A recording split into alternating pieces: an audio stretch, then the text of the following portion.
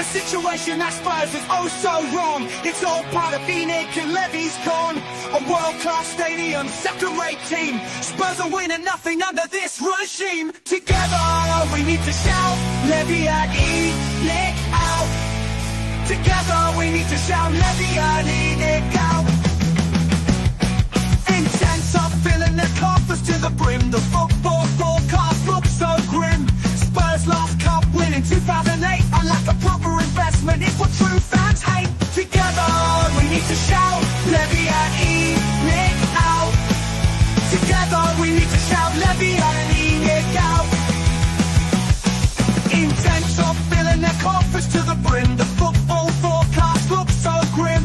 Spurs last cup win in 2008. Unlike a proper investment, is what true fans hate. Together we need to shout, Levy and E-Nick out. Together we need to shout, Levy and E-Nick out.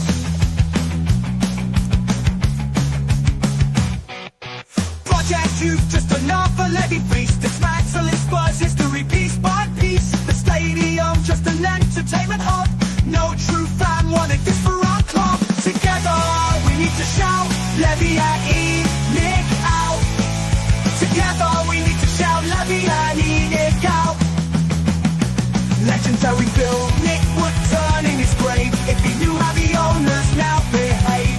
Corporate greed and no success. We need to work together to get our club out of this mess. Together we need to shout, Levy and E-Nick out. Together we need to shout, Levy and E-Nick out.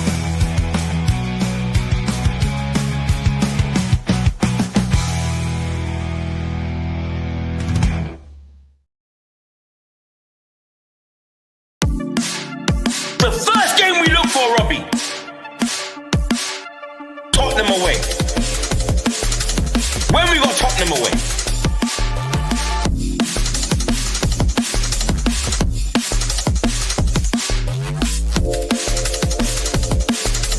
Tottenham away. When we got Tottenham away.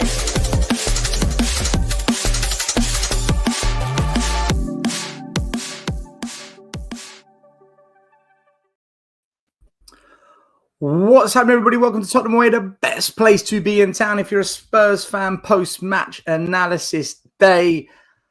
And here we are again. Back on that doom, gloom cycle of failure. Nothing's changed. It's never going to change whilst leaving ENIC here. Been saying it for how long? The intro tune is trying to spread the word to even more fans. Look, like, subscribe, hit the notification bell, all that good stuff.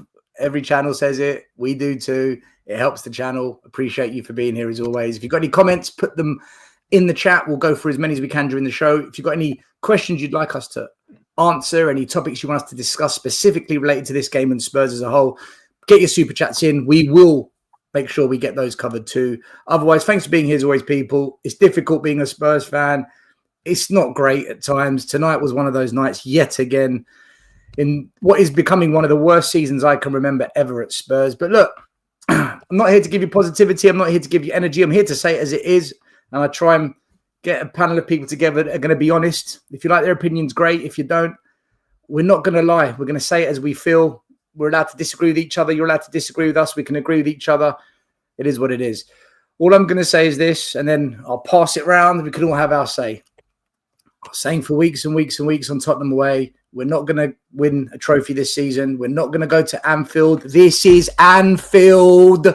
We're not going to Anfield under the lights midweek and getting a result and people saying, "I'll be positive. All we need to draw." And I just kept saying to people, you're deluded. You're out of your mind. You don't want to hear the truth. You're completely warped in a different dimension.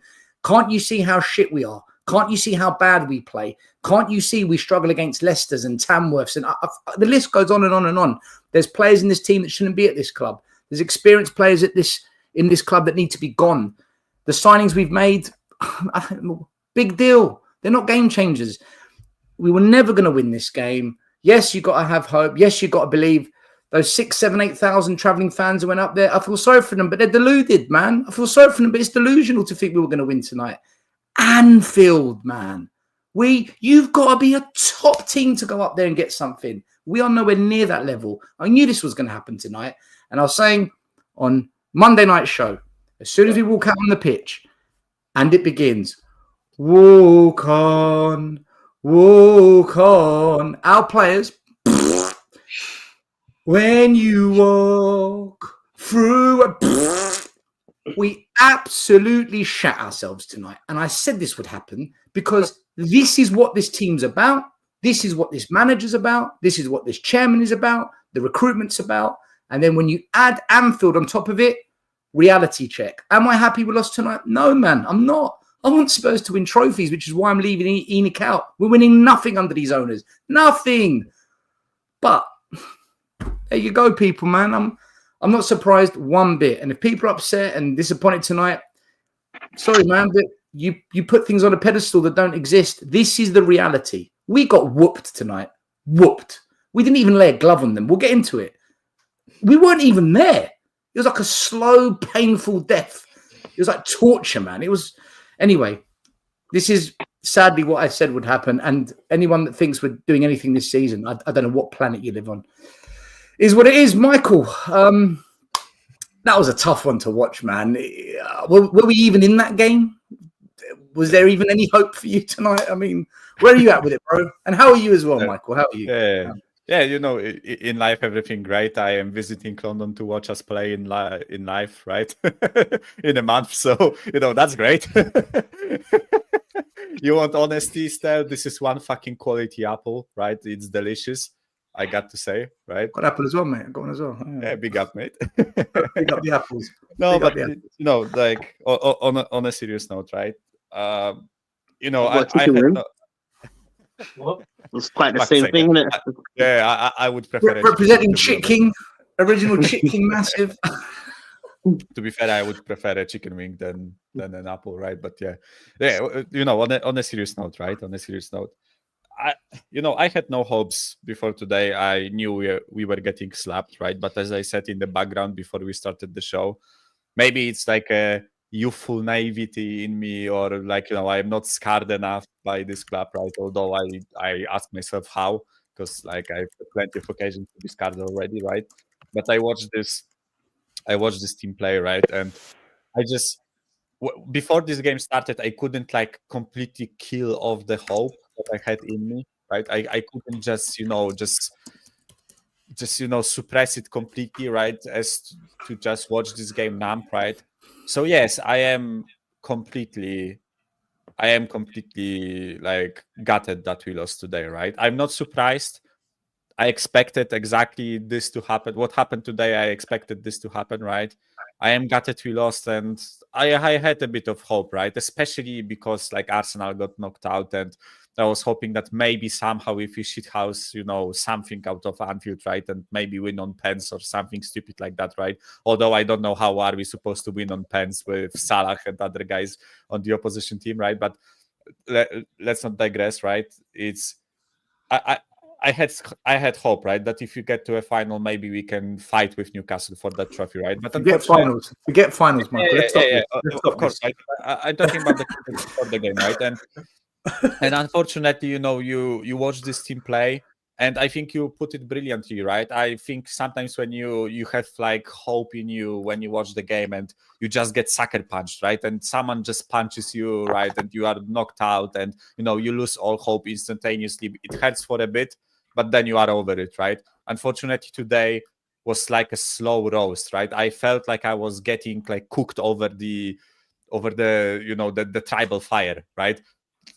It was such a painful match to watch, right? I spent 90 minutes of my life, actually more than that, right? Because of the 15 minutes half, right? And the other time, I spent like 2 hours of my life today just watching my team get completely slaughtered on the pitch, right? We got completely and utterly outplayed today, right?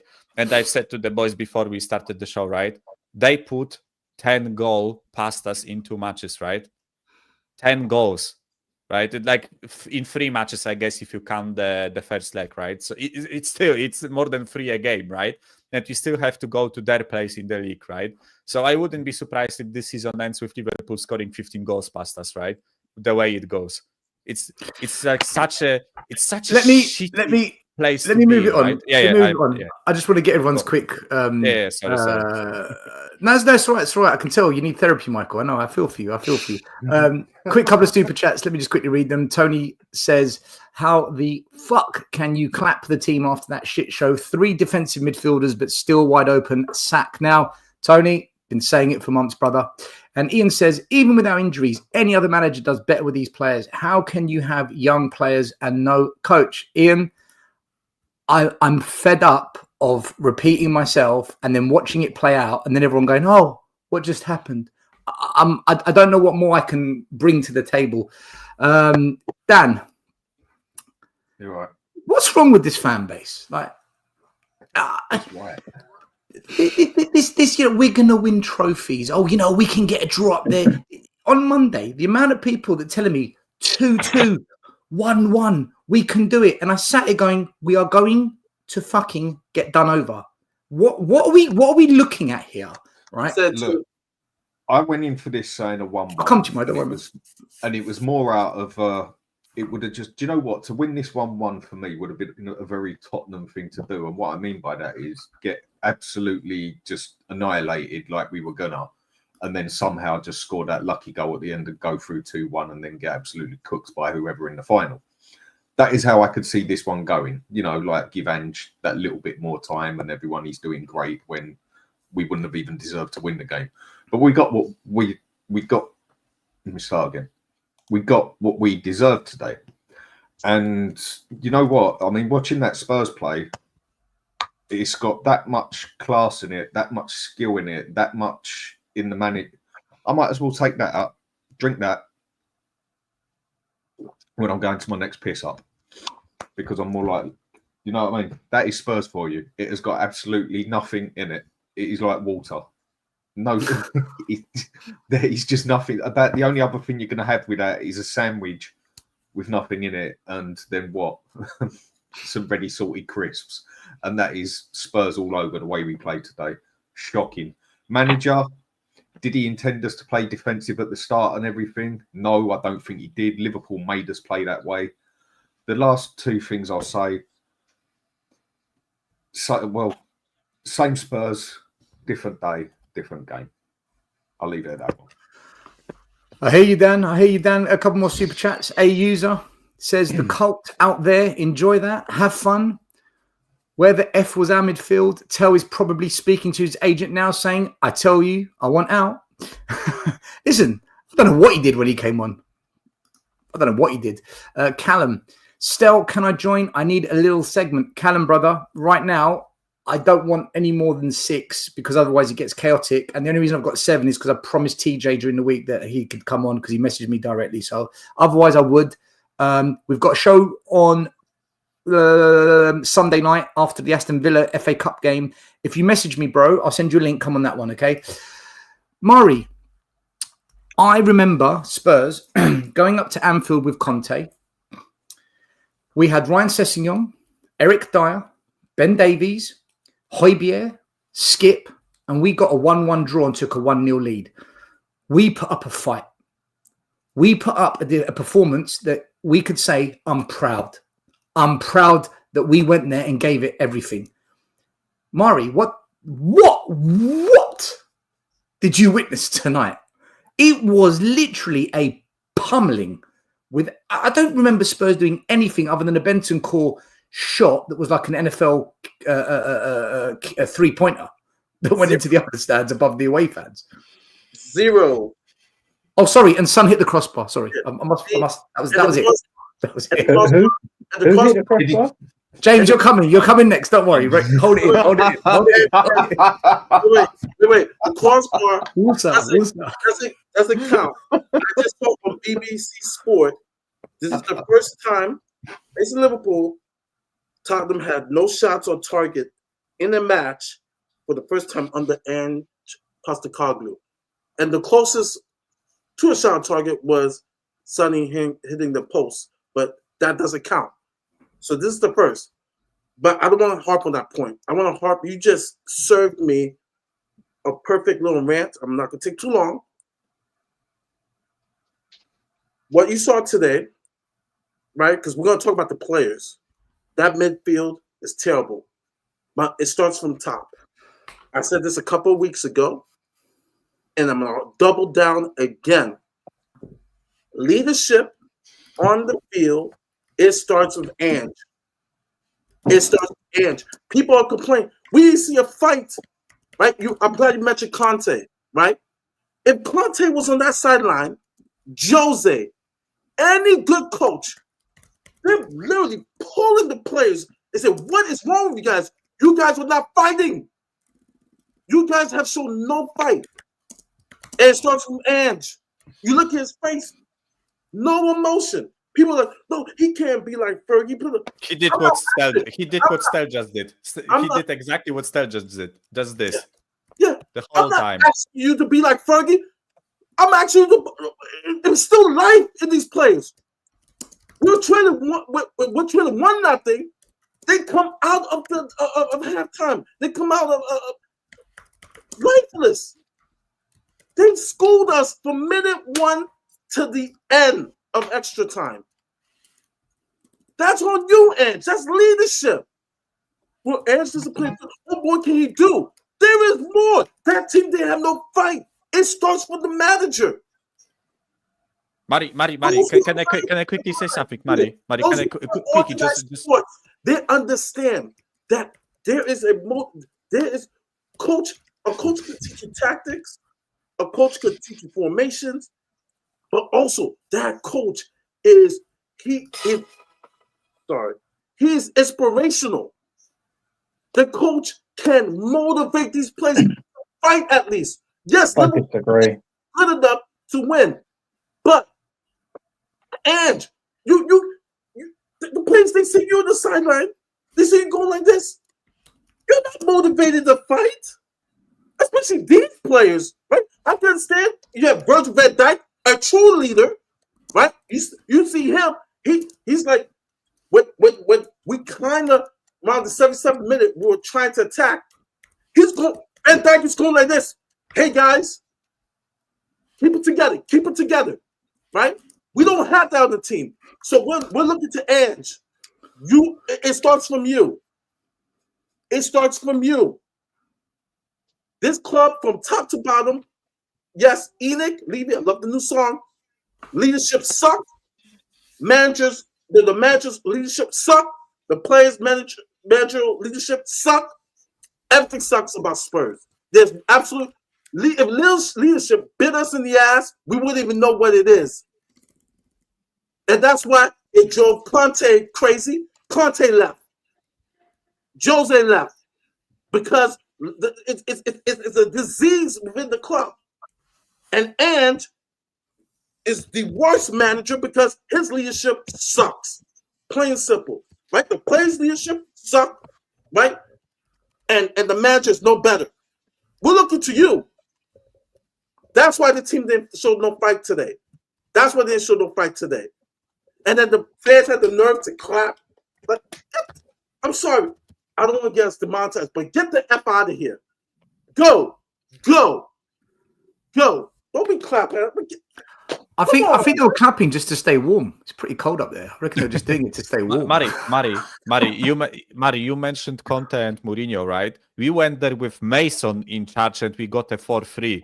We lost 4-3, right? But with Mason showed more life, leadership, and tactical brain than what we saw today, right? I don't know what the game plan was today. Like, we watched this game today, right? And we said Michael, right? Let me come back to you. We'll go for it later. Yeah. Do you know what it is? I know you've got plenty to say tonight. I can tell. I just want everyone just to get their little fix in. Therapy session. Mate, people need it. Sanila says all our senior players except for Ben Davies were a flipping disgrace. They let the club down. They should come out and apologise for no shots on goal, 8 touches in the opposition box in a flipping semi-final. Sanila, these players shouldn't be at Spurs, in my opinion. Callum comes back and says, Stel, I can't do that, bro. Been watching from the start. Had enough. Callum, message me. Frankie Hernandez, big up, says, crazy parties. I think the result stays the same, even with our strongest 11. Big up, sirs. Listen, it's a question that I'll come back to and see what the panel think about that one. James, Yeah, I've got a feeling you've got a bit of a different take on this one. Go for it, bro. For me, I'm done with blaming Ange. How many times can we keep blaming Ange? Don't get me wrong, the tactics, yeah, they're Ange's fault. But how many more excuses are we going to make for Son, for Kulusevski, for Basuma, for all of these players that Pape Sarr? I haven't seen any of them four control a football in about 10 games, and yet we're blaming Ange because he stood still on the sideline. I'm sorry, you're in a semi-final of a cup competition. Ange just set out a team, whether you agree or disagree, and then to blame him for not showing heart when the players have been there for God knows how long is just an excuse. It's an absolute diabolical excuse. Kulu cannot play a forward-looking pass first time or even second time. He hasn't got in his locker to take a touch and make a pass. What he does is we start off on an attack. He takes a touch, takes a touch, takes a touch, takes a touch, takes a touch. They've then got 7 defenders back. So what he does is then pass the ball backwards. Son is the worst left winger in the Premier League, and I'm not even going to debate that. Pape Sarr is probably the worst midfielder on the ball technically in the league. And Basuma, I mean, get that fraud out of the club. Like, he is absolutely diabolical. Don't get me wrong, I don't want Ange here. I think these tactics stink. But to blame Ange for the team that didn't even put an effort or a sweat or anything in is just a joke. It's an absolute joke. These players, I'd make them walk home from Anfield. I'll ask you a question on this. I'll ask you a question on this, okay? I'll ask you a question on this. I've got nothing against blaming the players. None at all. The question I have, though, is it must be deeper than that. And the reason I say that is because how many times have we said those players didn't even put up the fight? When Conte was here, when Mourinho was here, when Poch was here, when Mason was here, when Nuno was here, there were games, key games, like real big moment games, maybe not as much under Poch, but over the last 5-6 years, since we moved into this new stadium, since the recruitment changed out of Paul Mitchell's hands, there is this repetition of no matter who the manager is, players on the pitch don't have the cojones or the spirit to show us something when it matters. So I kind of agree, yeah, okay, it's not all on Ange, but is there something bigger that's causing this? Is it just systemic of Levy and ENIC's culture that they've bred, their acceptance of failure that they've bred? Or do you just literally, is it for you, no, this is just the players, that's it? No. There obviously there's more than one string to the bow. Of course there is. Levy and ENIC are the main problem. Ange is there, but when we're talking about players, Son's been there for God knows how long. So all of these new players have been taken under the so-called Son wing, and Son's having a holiday every week.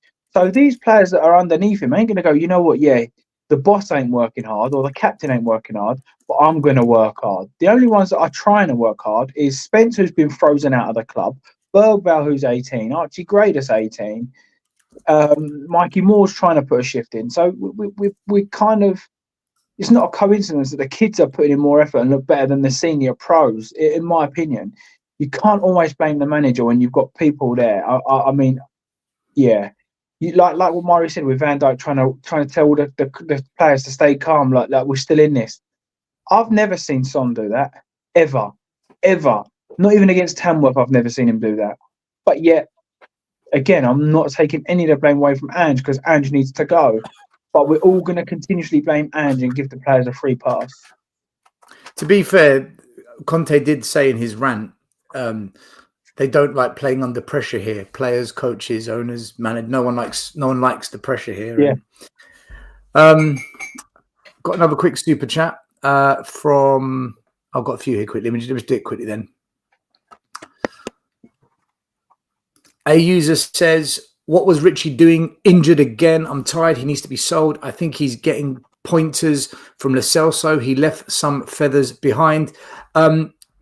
We're going to get onto a number of players as the show goes on. Don't worry about it, A user. We will talk about Richie as well. Della Spurs, big up. Ange's fat hands, never seen open there during the game. I think he means he's kept down his pockets again.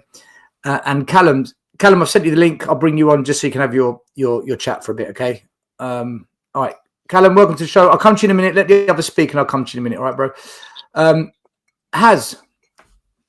heard a lot of fans telling me we're going to go there.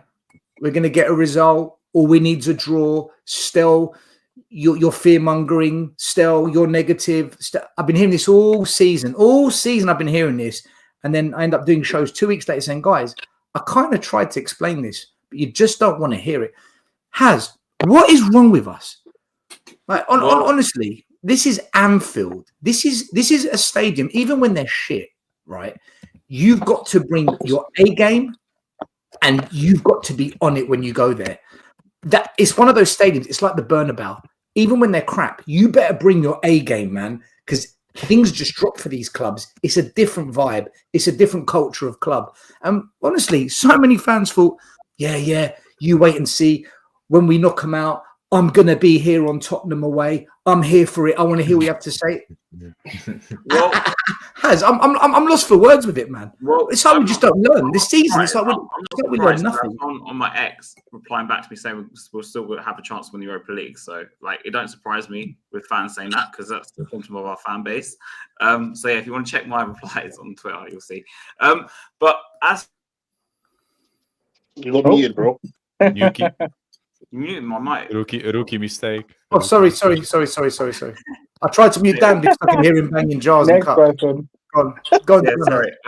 Like as for like today, yeah, like it's on everyone really. I mean, in my opinion, to sum it all up, it's Levy's the reason we're not winning trophies, and Ange is the reason we're not winning football matches. Right? Yeah. So Ange's disgusting tactics again today, and disgusting team selection. And like, if I was him, I would have watched the game last night with Newcastle and Arsenal and said, Newcastle played a 5-4-1. Maybe I should do something similar to that at Anfield, considering our record there's fucking shocking.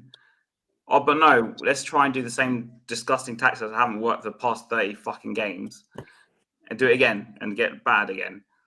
But of course, the players are to blame, yeah? Like, the players are not good enough. And there's no leadership throughout the whole team. The manager is not a leader. The guy looks lost. He looks defeated on the touchline. No passion. Shit tactics. Like, the guy needs to go before we get relegated, because that is still a possibility in my opinion. Yeah. And our season is over, yeah? I don't see us getting anything against Villa. And forget the Europa League. Like, anyone who thinks we're going to any chance of Europa League is delusional at this point, in my opinion. Like, forget that. We need to concentrate on fucking playing up. Anyone who thinks we're getting anything from this season, I don't get it. I told you, I said to Iggy on Monday's show, just wait for the unicorns to come out of the clouds from above, and then we can, rainbows and leprechauns with pots of gold at the end. And Exactly. It's just they need to start leaving that stuff at home before they start playing football. That would help.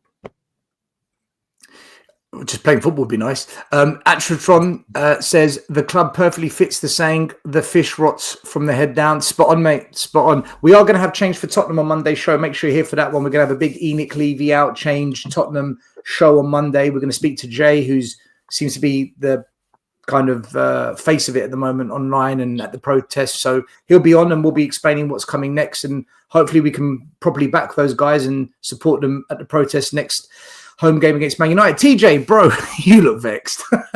you look like you're going to murder someone, man. I'll be so real, yeah.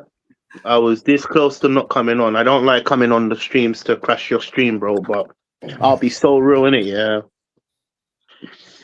I can take losing, yeah, but I can't get taken being battered, bro. It's a joke, bruv. It's a joke. You know, it's a joke. Wait. You know one thing that really pissed me off about the whole game. Yeah. What's that? I go back to November the 15th. Me and Haz was on the show. And he done a interview saying entertainment is more important than winning a fucking football match. And I go back to that press conference. Be hard to beat. You know what? Look, I didn't think we were going to win. My predictions were we're going to lose. But lose 4-0. There's a way to lose. You're fucking Tottenham Football Club, man. Have some pride. Most of this fan base is deluded. All of them are. In fact, 85% are deluded. You got the fans clapping. You know what? He's right. None of them should have been clapping. I'm sick and tired of this. Ange has to go. And listen, James, respectfully, I rate that we should start blaming the players. But for me, we're not being hard to beat. Ange has to be blamed for it. Ange, his style is not working. He has to change, and he don't have the grits about him to change it up. Be hard to beat. You know, right now we need a Conte and a Mourinho more than anything else. No, we don't. Fans don't want it. Fans don't want it. We They need turn a against Conte this and manager. Mourinho more than No, we Our don't. fan base don't want them. Our fan base despise that kind of thing. The problem is you got too many fans. They want the best of both worlds. Yeah. Well, yeah. To get the best of both worlds, you need a manager that can adapt to every game. Basically, You need chairman. adapt to. Bro, You we have an need identity a crisis manager as well. that is also going to be willing to play all-out attacking football and know how to attack. But then, sadly, you need the manager to also know when he needs to shut up, chop, and do a bit of counter-attack and just win the game dirty. He doesn't have the smarts. Spurs He doesn't fans have the just want smarts. Spurs fans just want this team that plays like Real Madrid, which we haven't got a Real Madrid team. We don't have the players. Most of our players are under the age of 21, under the age of 23. Like a lot of our fans are entitled to. Listen, I think we're starting on the wrong track. We don't have the right. We don't have the right team to play Burnley football, let alone fucking Real Madrid football. Let's have Be hard to beat, though. And you see this Ange lot, yeah? This Ange lot, they are, what is the word about it that Liverpool It's a are? cult. Yeah? It's a cult. They're entitled to everything, but they're insulted by, what is it? They're embarrassed about nothing, but they're entitled to everything. Or is it the other way round? I can't remember what way round it goes, basically, but they're just not embarrassed about nothing at all about what goes on at the club. The manager, he can't do no wrong. You can't say nothing about him. Dan, I've never seen a manager so protected and such a cult-like behavior towards someone that is showing us levels of mediocrity. Even we as Spurs fans who are used to it, we've never seen lows like this of mediocrity. No, it was better when I was fucking growing up in the 90s and the 2000s. It was better fucking football than this shit. It is, of course, 100%. 100%. That's it. That's the saying. I mean, ashamed of everything, ashamed of nothing, offended by everything. That's the one. And they say that's usually Liverpool.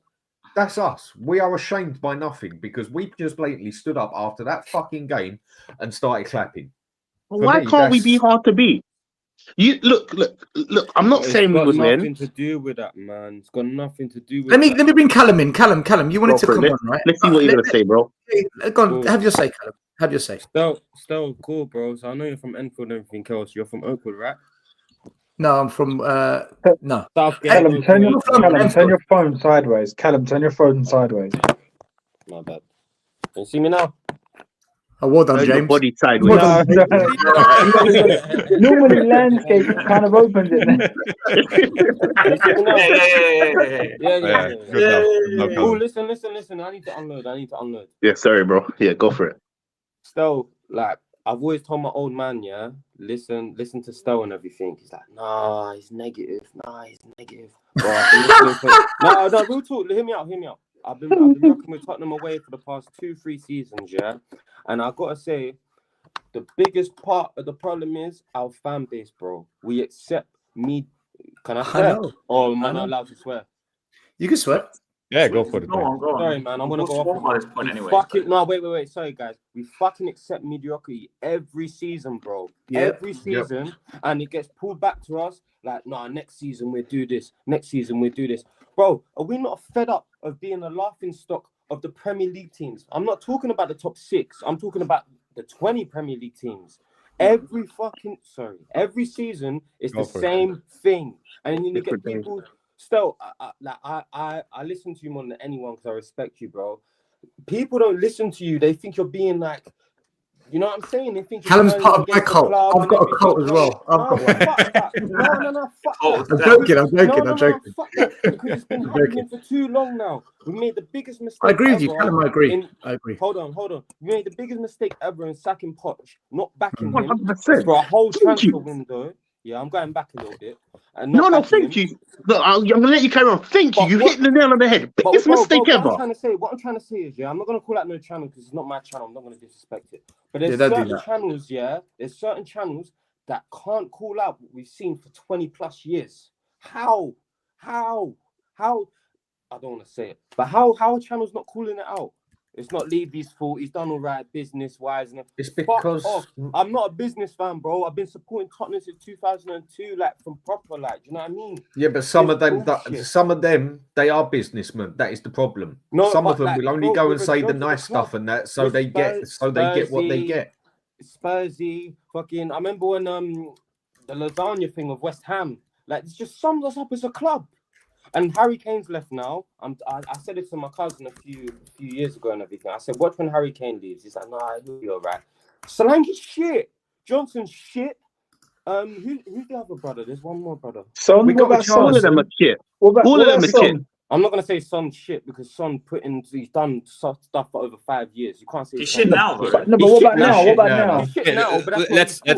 not start on But you're Son. signing Focus on players other like Let's start on Brennan Son. Johnson. Let's make it all about Son. later, Stel- James. Let James down, man. Stel summed it up on Tottenham Fan TV when he said about the Werner deal. How the fuck are we signing Werner? Do our coaching team not see how we play Werner? It's the fans. No, the fans are the main problem. 85% of them. 85% of them are mediocre. Lying to me. Yeah, no, it's the fans, bro. Listen, you're 110% right. Callum, my bro. I think we have the most sensitive bullshit. Yeah, Fans, exactly. Fans in the world. Thank bro. you. Clappy Yeah, fans. 110%. Callum, do you know what it is? Let me tell you what it is. Let me tell you what's happened to this club, right? We've got an owner and a chairman who has successfully conditioned into fans' brains that what they're getting can't be better. We're lucky we've got this, right? No, they can't be proper fans, bro. They can't be proper fans. Wait, hear me out. They're proper fans, but they've been put into this delusional state. They've been put into this mindset of delusion where they think we don't sign bad players. We don't do things wrong. We can't win because of Man City and Chelsea and Liverpool's, and so it's difficult because those clubs exist. We can't be like those clubs. That's fair enough, but I'll give you just three examples off the top of my head. No. It's Bruno Fernandes. Callum, my point is, we can be those clubs. We can beat those clubs because we used to beat those clubs when we won trophies in the past. No, I'm talking about signings.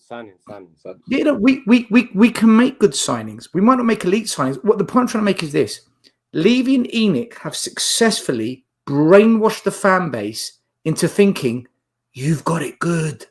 Look at your stadium. Look at the training ground. Look at the money we spent.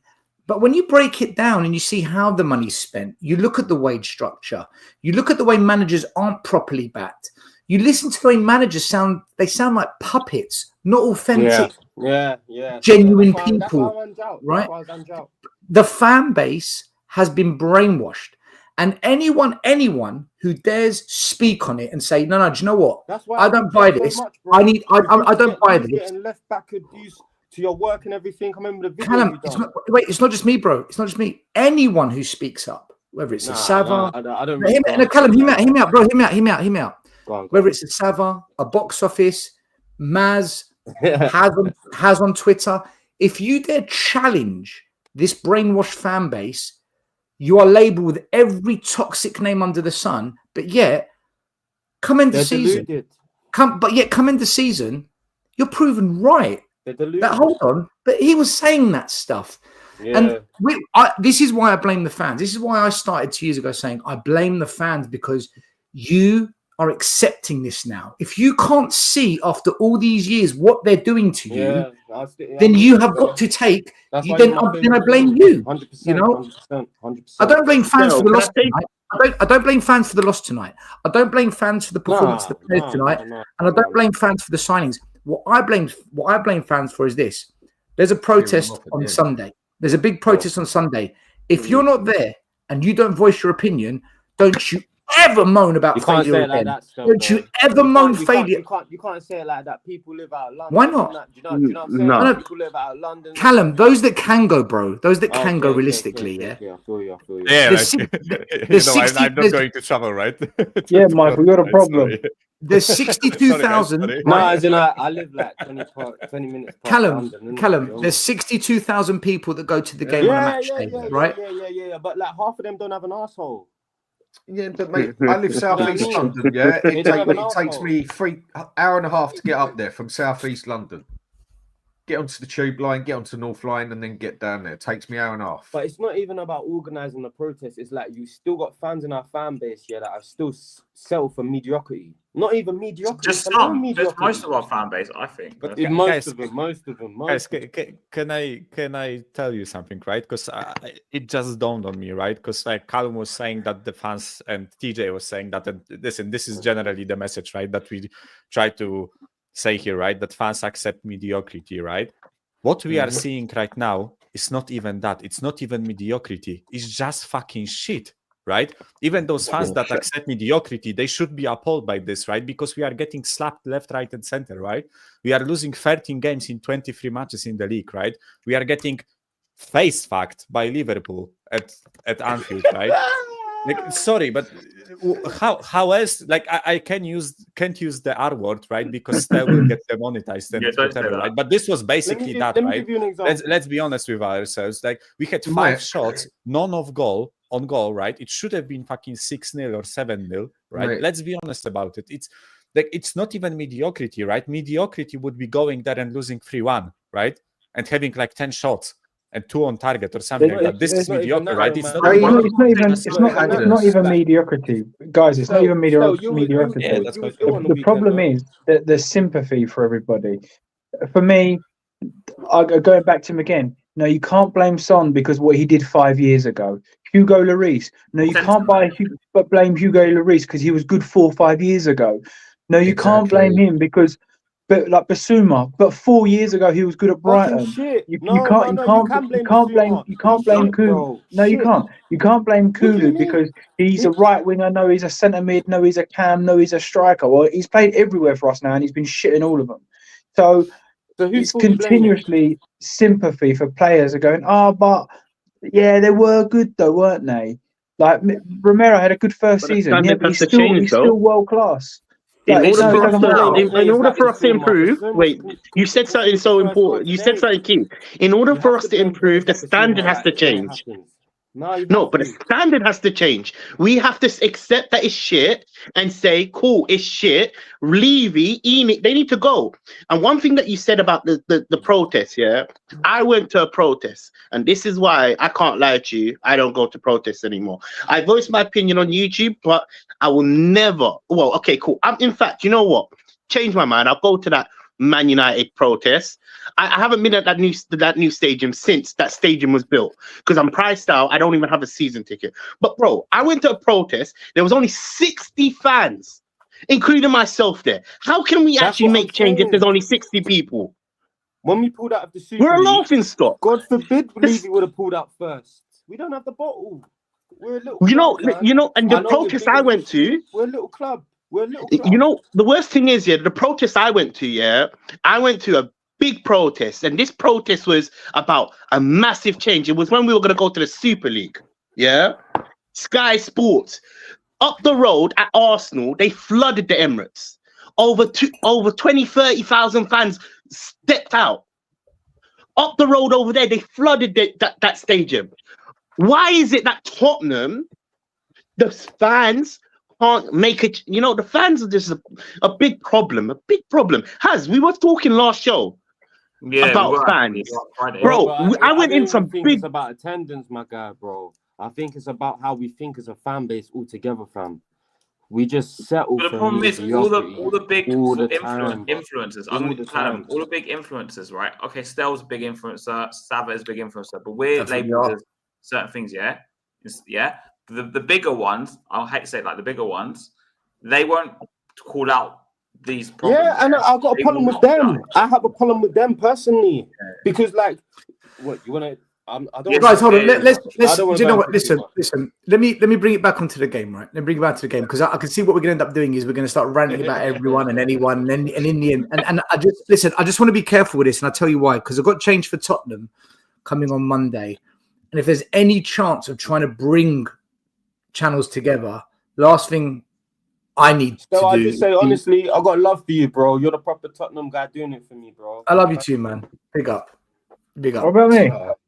Look, going into this game, we had one win in 27 for Spurs at Anfield since 1999. And the question was, can we turn around the Carabao Cup? So Look since at the 1999, losses. we've played 27 times at Anfield. We've won once, we've drawn 7, lost 19, 10 games lost by 1 goal. This is kind of what I was saying, guys. Look at the way we're playing this season. Look at the stats at Anfield. How do you think we are going to win? Anyway, okay, it is what it is. When you saw the starting 11, did you think that this team was the best that we could have put out in a 4-3-3 formation? No. Let me read it out. Why the hell is Porro on the bench? Callum, one second.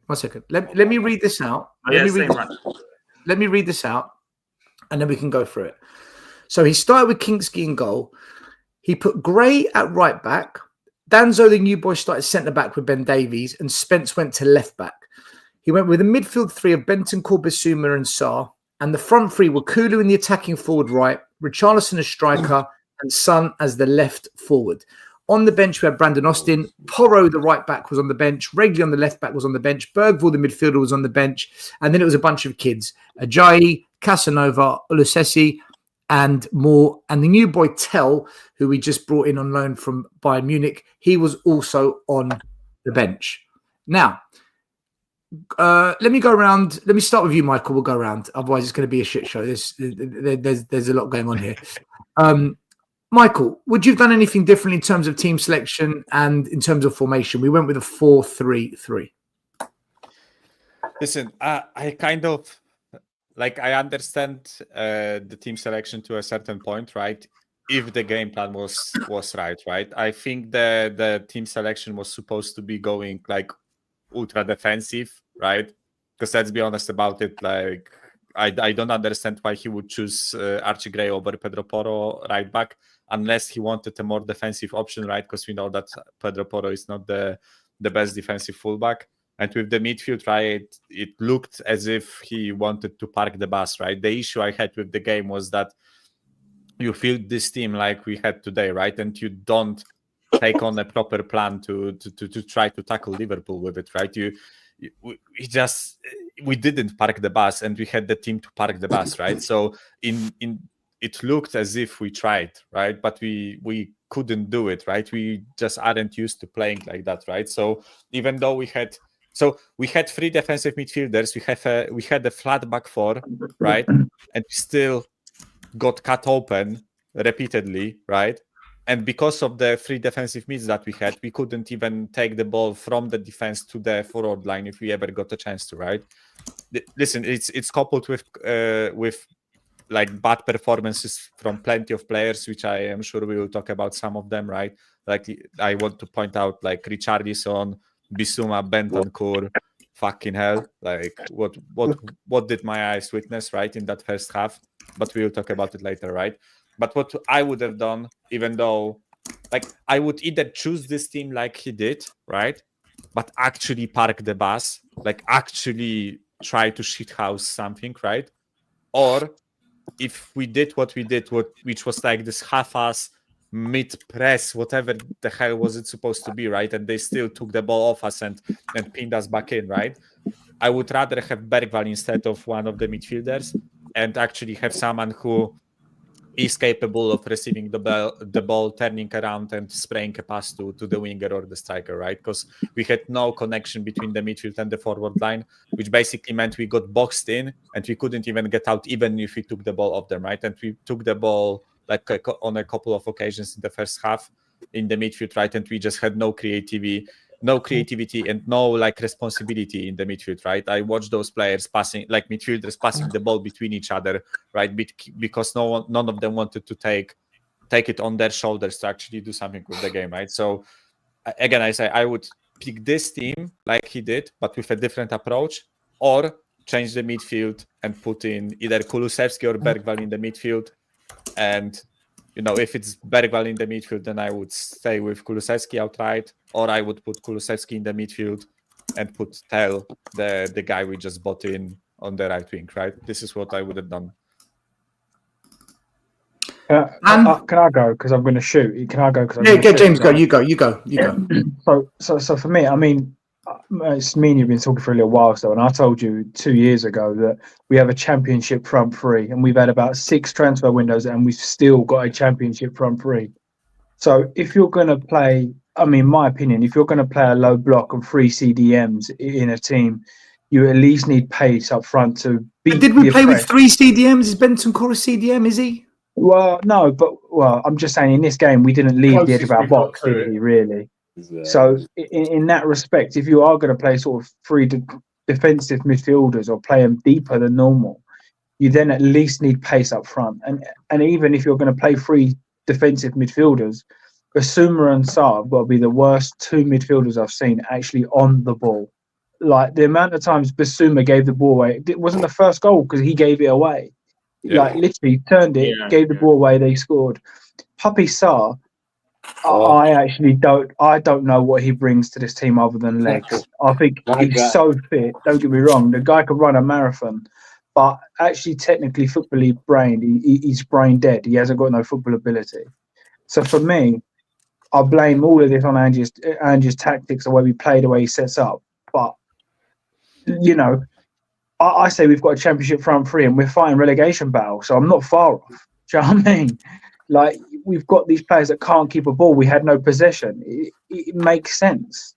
So I think we are where we should be. With this manager combined with these players, it's kind of where we are. If we get top 10 with these players, I think we're doing what we should be doing.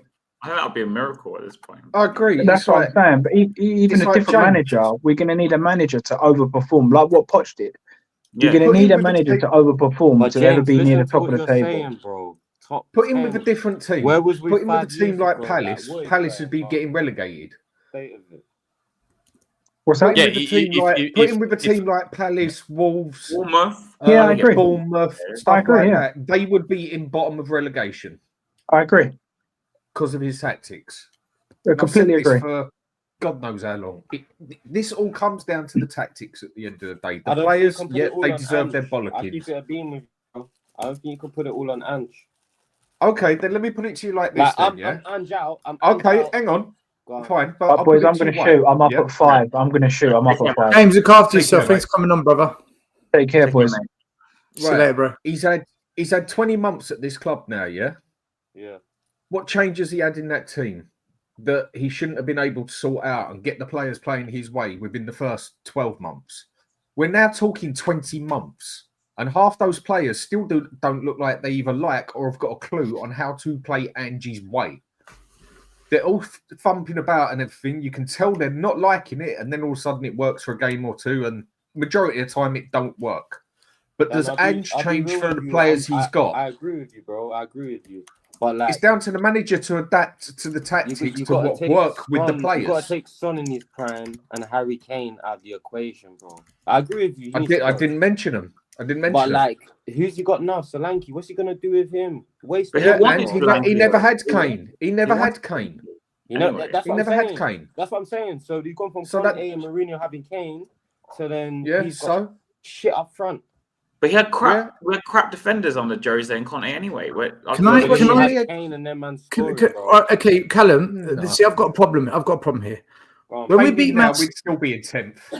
Hold on. See, this is where I've got a problem now. I'm Ange out, by the way. Yeah, mate, go for it. When we beat Man City 4-0, when we beat Aston Villa 4-0, when we knocked out Man City in the Carabao Cup, when we knocked out Man United in the Carabao Cup, when we beat Liverpool 1-0 in the first leg of the Carabao Cup, when we smashed West Ham 4-0, the strikers were fine, the attackers were fine, there was no complaints, Ange Ball's real. These players are cooking. When it all goes to shit, we now want to say he's shit, he's shit, he's shit, Injuries. he's shit. That's the line. Injuries. Do you wanna know For the me, go on. Them goals, and you can call me a fake Tottenham fan. I don't care what no one says, man. But like you was ill last week still. Them goals you're talking about when we beat City, whatever, I didn't celebrate. Not because I'm a fake Tottenham fan. I feel disconnected. When it was, but like you know what I'm trying to say. When it was the season before with Conte or with Callum, you completely missed the point there. Go on. Forget what your emotion is. When these players score goals and we create against some decent teams, it's brilliant. But when it doesn't go to plan, it's not brilliant. For me, this is what I think is going on at Spurs right now. We've got an average group of players. Some of them, I would say, are above average. None of them are brilliant. I don't think we've got one brilliant player at the club. We might have one or two that you could say could go to better clubs. But the rest, they're at best top 6-8 type players, okay? With Ange, he can't mix it up in a way to get the best out of what he's got in his hand. Like today for me, I watched that game and I thought I had no problem being deep and I had no problem with us being pragmatic. My issue was we were not set up for a transition. Whenever we did win possession, within 5 seconds, we'd lost the ball. We completely lost the ball. I'll be real with you, bro. Time after time. Dan, because the way he set us up, we were incapable of the transition because the players weren't in my position in a formation to adapt into an attacking phase. When those moments did come, which were rare, then you look at players like Basuma, Sarr, Bentancur, Kulu, many others who constantly gave the ball away. And and that just proves when you're under pressure, you're actually shit. You're not good under pressure. All on Ange, though. At the same time, we shouldn't be playing out the back. No, Callum. I want Levy out. I want Lange out and Ange. I've been saying all as well. I'm saying, you're asking me who I put it on. You asked me who I put it on. I'm telling you, I put it on all three, and I've been saying all year, it's a con job. They are the con. Those three are the Spurs con. You've got a chairman who don't care. You've got a recruitment officer that's just crap. And then you've got a manager that's, for me, he's out of his depth. But personally, what would you have done differently tonight, bro? I would have gone into. I would have done exactly what Conte did and gone into a 4-5-1. I would have compacted that midfield, putting three up top, put too much pressure on those three in the middle, and they couldn't handle it. And then play direct long counter. Listen, straight over the top.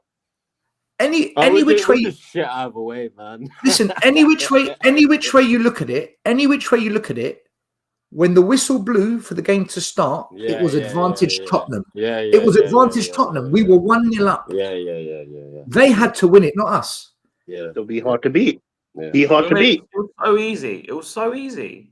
And I wouldn't say TJ, I've been saying this. I've been saying this for 4-0, and they had 50 shots. Boys, I've been saying this for months. This manager, and this is where I blame Ange. He never makes us look solid. We never look solid under this manager. No, I want him out as well, bro. But like we bring in the next manager, it's gonna be another repeat. No, but the difference is if we bring in the next manager, it's to But wait, bro. The big difference if we bring in the next manager, it's to stabilize the mess that Ange has caused. Really and truly, right now, he should be being hard to beat. I'm sorry. We had the advantage of 1-0. I'm not saying my prediction was we were going to lose. And I already said we were going to lose. All the fans that thought we could have won, they're deluded, in my opinion. With what we saw for the past 6 months, there was no chance of Tottenham winning. Be hard to beat. I would have rather me coming on the show and seeing a 2-0 loss, and I'd be like, yeah, cool, whatever. We were going to lose. But being battered, 4-0, 6, man, it's not good, man. But TJ, who we signing next as manager? You know what? Like, I'll be so real. We need to sign in a person that knows how to deal with the relegation battle, bro. Your name, bro, and don't give me the ball. We're not going to get relegated now. I think I'll give you what'll happen. We're not going to get relegated now. What'll happen. I want to say something. I'll give you a person, and you're not going to like it. Guys, let Murray come in. Go on, Murray. I gotta go. You brought up the starting lineup. Just to be honest, it didn't really matter who were the 11 going to be, to be honest. I thought we were going to get smashed, like we predicted on Monday. I actually changed my prediction from 3-1 to 4-2. we can't even score. We didn't have a shot on target. Yeah, I mean, when it comes down to it, this team is not good enough. And when you're talking to the manager, say in the before we started, I honestly, because I mentioned the fans were clapping, like I honestly think that this guy might not even get fired. And I'm including if we get smashed by Villa on Sunday. I think they're actually gonna keep this guy. The time that we need Levy to be Levy, he's doing the opposite. He's got to go. He's doing the opposite. And right now, for me, all I care about is having this guy go. If this guy can go, I will be so happy. And like Stell said, Mari, sorry to interrupt, bro. But didn't I see yesterday Newcastle? Did they have Paul Mitchell? No. Yeah, they do. Yeah. Oh my God! It just says everything. But when it comes down to it, Newcastle signed no players this season. By the way, they didn't sign anybody. When it comes down to it, I know I had my rant earlier. I was even mad by the end of the game. It is what it is. It is what it is. You come numb to it at the end. It's just for me. There's no surprise. For me, it's just it is what it is. Our players are not good enough. Our manager's not good enough. Nothing is good enough. And it is what it is.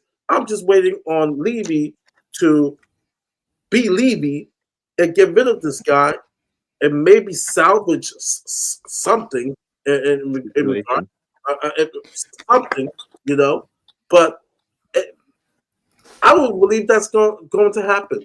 And I'm just literally checked out. And what's going to happen is Ange is going to go.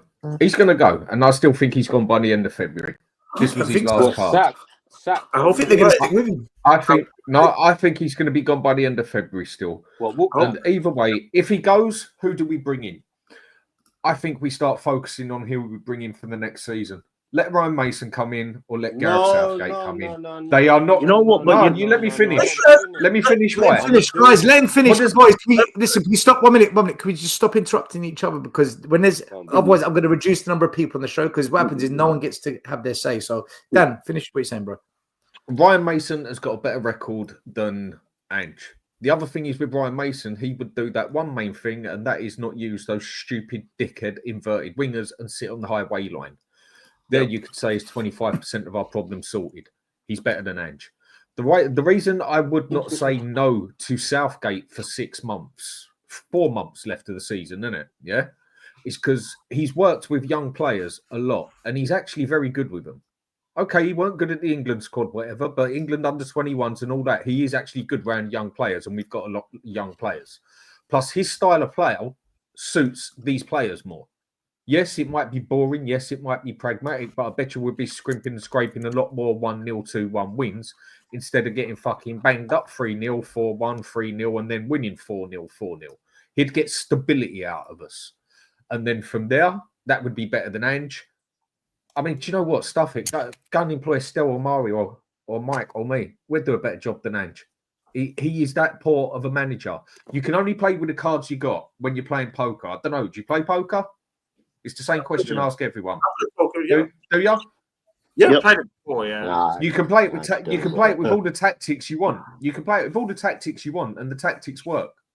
But then it gets to a point of how do you play it? You can only play it with the cards you got. You can only bluff it so far. You can only bully it so far. And then now and again, you just have to cut out quick because you know your cards ain't working, and you have to get your new cards. So when Dan, would you take Sean Dyche? Sorry to cut you out. Would you take Sean Dyche for 6 months? Because he knows how to. He's been in this type of situation. One thing he will do would stabilize this situation. Exactly. Where I agree with you, Southgate, 110%, 6 months. Look, I don't know about Southgate, to be honest with you. We had this conversation a few weeks ago. It was either Southgate or whoever. But for me, Sean Dyche is one of the perfect candidates to stabilize the situation. Salvage something. Southgate or Ange for the next 4 months? Guys, Southgate. hold on. I disagree with all of this, right? For me, okay, cool. I disagree with all this because that Murray, take care, bro. Look after yourself. Take Big care, up to Murray. Murray as always. Mm. For me, Flair Murray. the win against Very well. Brentford now means I don't see us getting relegated. I don't. That result for me gives us that safety for me now. So the way I look at this season is bring in a manager that can salvage the season. Forget safety. We will stay up now. We will stay up. Oh, think What we- about the times we've mentioned this. Callum, let me before. finish what I'm Never. saying. Let me finish what I'm saying. Right? We will stay up now. I didn't expect us to beat Brentford. We will stay up. But whilst we're in the FA Cup and in the Europa Cup, I want a manager that can come in that can navigate a way where they can find some success in one of those competitions. And with Ange, he's not that guy for me. So as much as I hear you say bring in Dyche, bring in Southgate, okay, if you're thinking about relegation battles and that, maybe. But I want a manager that can navigate their way. I want someone just on an interim, a 4 or 5 month contract, 6-month contract, however long it is, just a short-term contract. Doesn't have to be Harry Redknapp, but I want that kind of a guy to come in that can stabilise, but also might pull rabbit out the hat. Just maybe win a Europa. Just maybe we fluke an FA Cup. I doubt we will because I don't rate these players, but you never know, man. But with Ange, I don't see it. Tactically, I think he's inept. I don't see it. But for me, even like, because, you know, sorry, Callum, but I hate this argument of who is going to come. Like, give me a name, right? I can list you off like 50 fucking managers from Europe that will take this job in a blink of an eye, right? Firstly, because we will quadruple their salary or even tenfold their salary, right? Just because of that. Like, you can take, I don't know, Rayo Vallecano manager, and I think he will do a better job, right? Rayo are 6th, by the way, in La Liga, right? And there are plenty of managers like that in Europe, right? And by the way, with how big of a backing this manager has from certain fans, right? I would go to Korea or Japan or something else like that and choose a manager that's doing well there, right?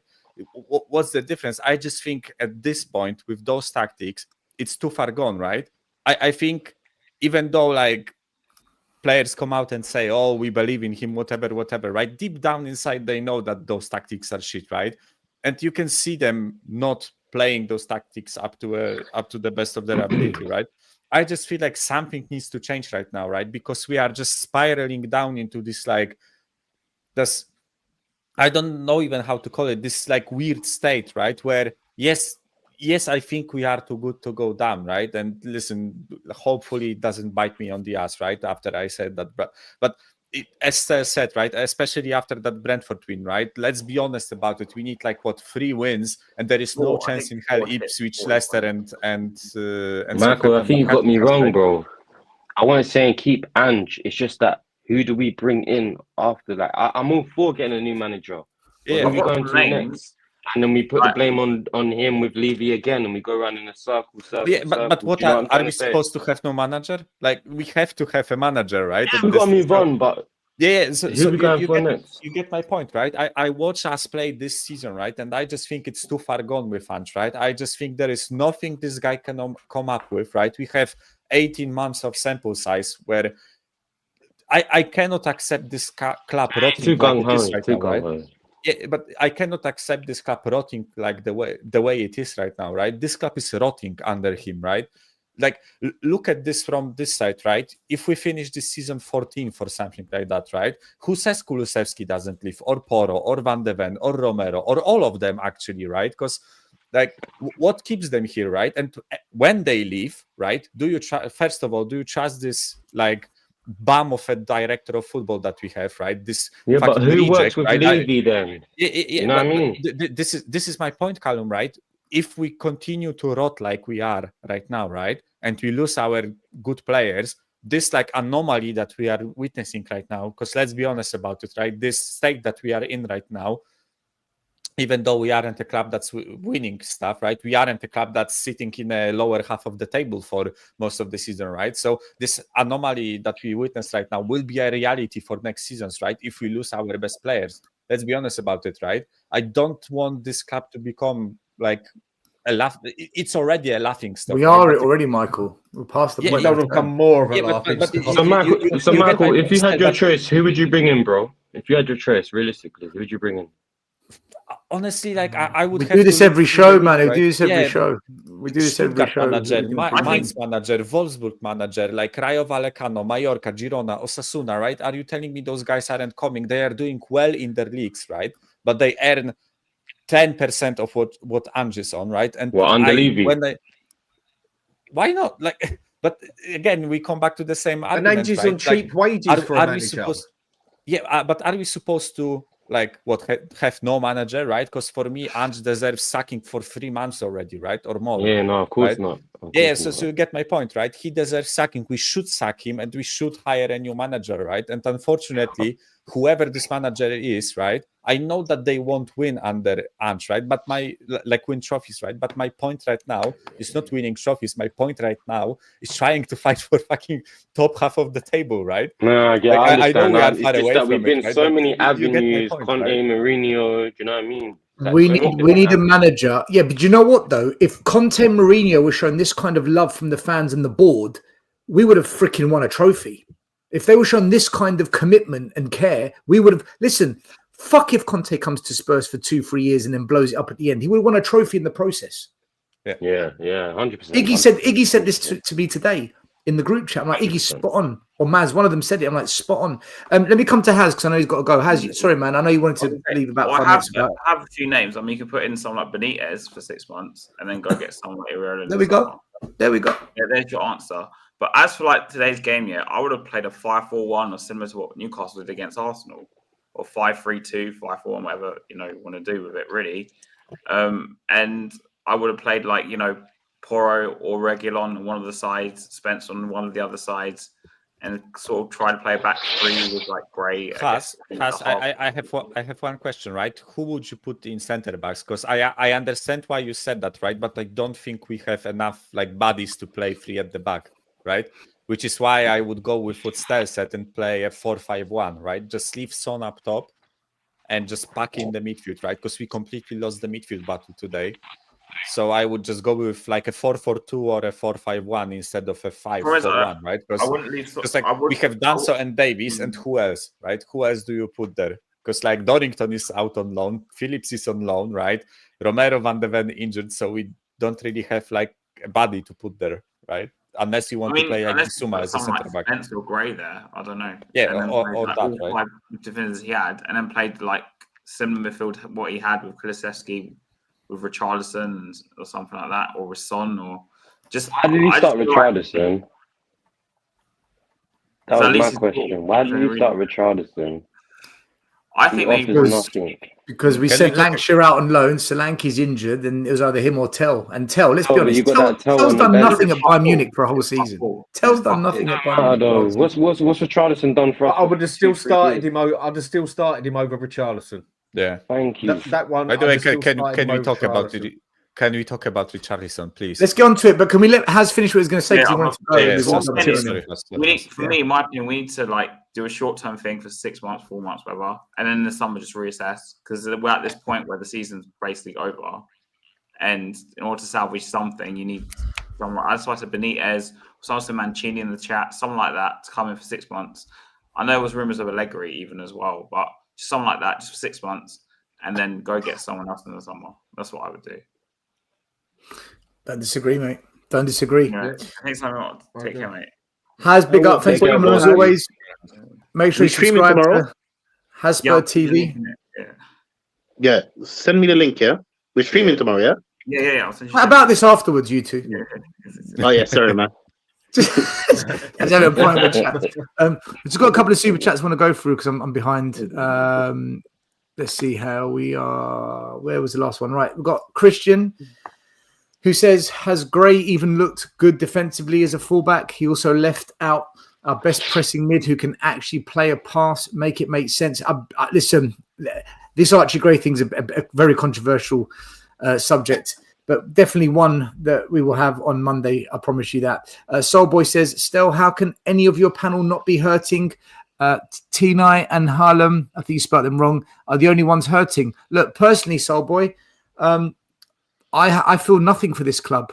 Joy, pain. We're used to it. We're used to it, bro. I said the day we re-signed Werner, the club's dead to me now, and it's been like that the whole season. I don't think I've been too far off of it. So for me, Yeah, still, weren't my first words? I'm gutted that we lost. Like, Yeah, they were.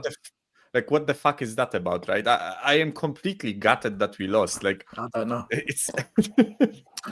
I'm beyond caring. I'm actually past the point of caring. A user says, Ange, Levy, Enoch, Munn, Lange coaching team at 100%. All of them out. Sorry, with Southgate, we're definitely going south. Listen, I don't want Southgate either. I can't do Zlatan. Southgate. Stelios is a toxic poison wanker. Look, Zlatan, all I want to say to you is my condolences to your parents who gave birth to a broken child like yourself.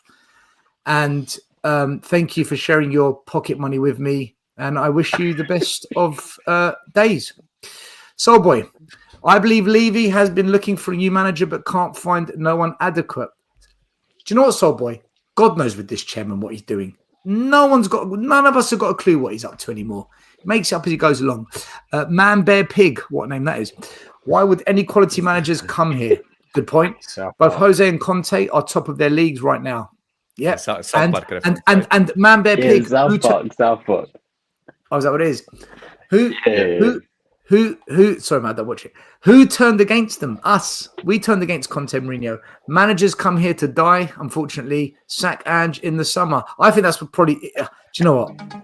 I think if he does go now, I think it will be the summer. But we'll see. We'll see. Whatever we predict, all sorts happens at this club. Guys, I just want to look at the stats after this game today. Right. Oh, this was something special. I don't even want to look at it. Oh, they had 26 shots, right? I'll read it out. They had 26 shots. We had 5. They had 10 on target. We had 0. Passes, they had almost 600. We had just over 300. Clear-cut chances, they created 4 clear-cut chances. We created 0. They had 14 corners. We had 4. And the final score was 4-0 with 36% possession for Spurs, 64% possession to Liverpool. If there's ever a stat to back up the eyes to show that there was pure domination, or as Deji would say, domination in the location. Fucking, do you know what? That's one of the best. He needs to coin that and copyright it, man. Yeah. It's genius. Big up, Deji. One day you will come on this show when you grow a pair of cojones, man, and turn up. Nah, he's just busy, isn't he? But statistically, we were crap. We were just simply crap, and I want to address a few things, right? And we'll go through it. I'll list them all, then we'll go through one by one. Again, he cost us.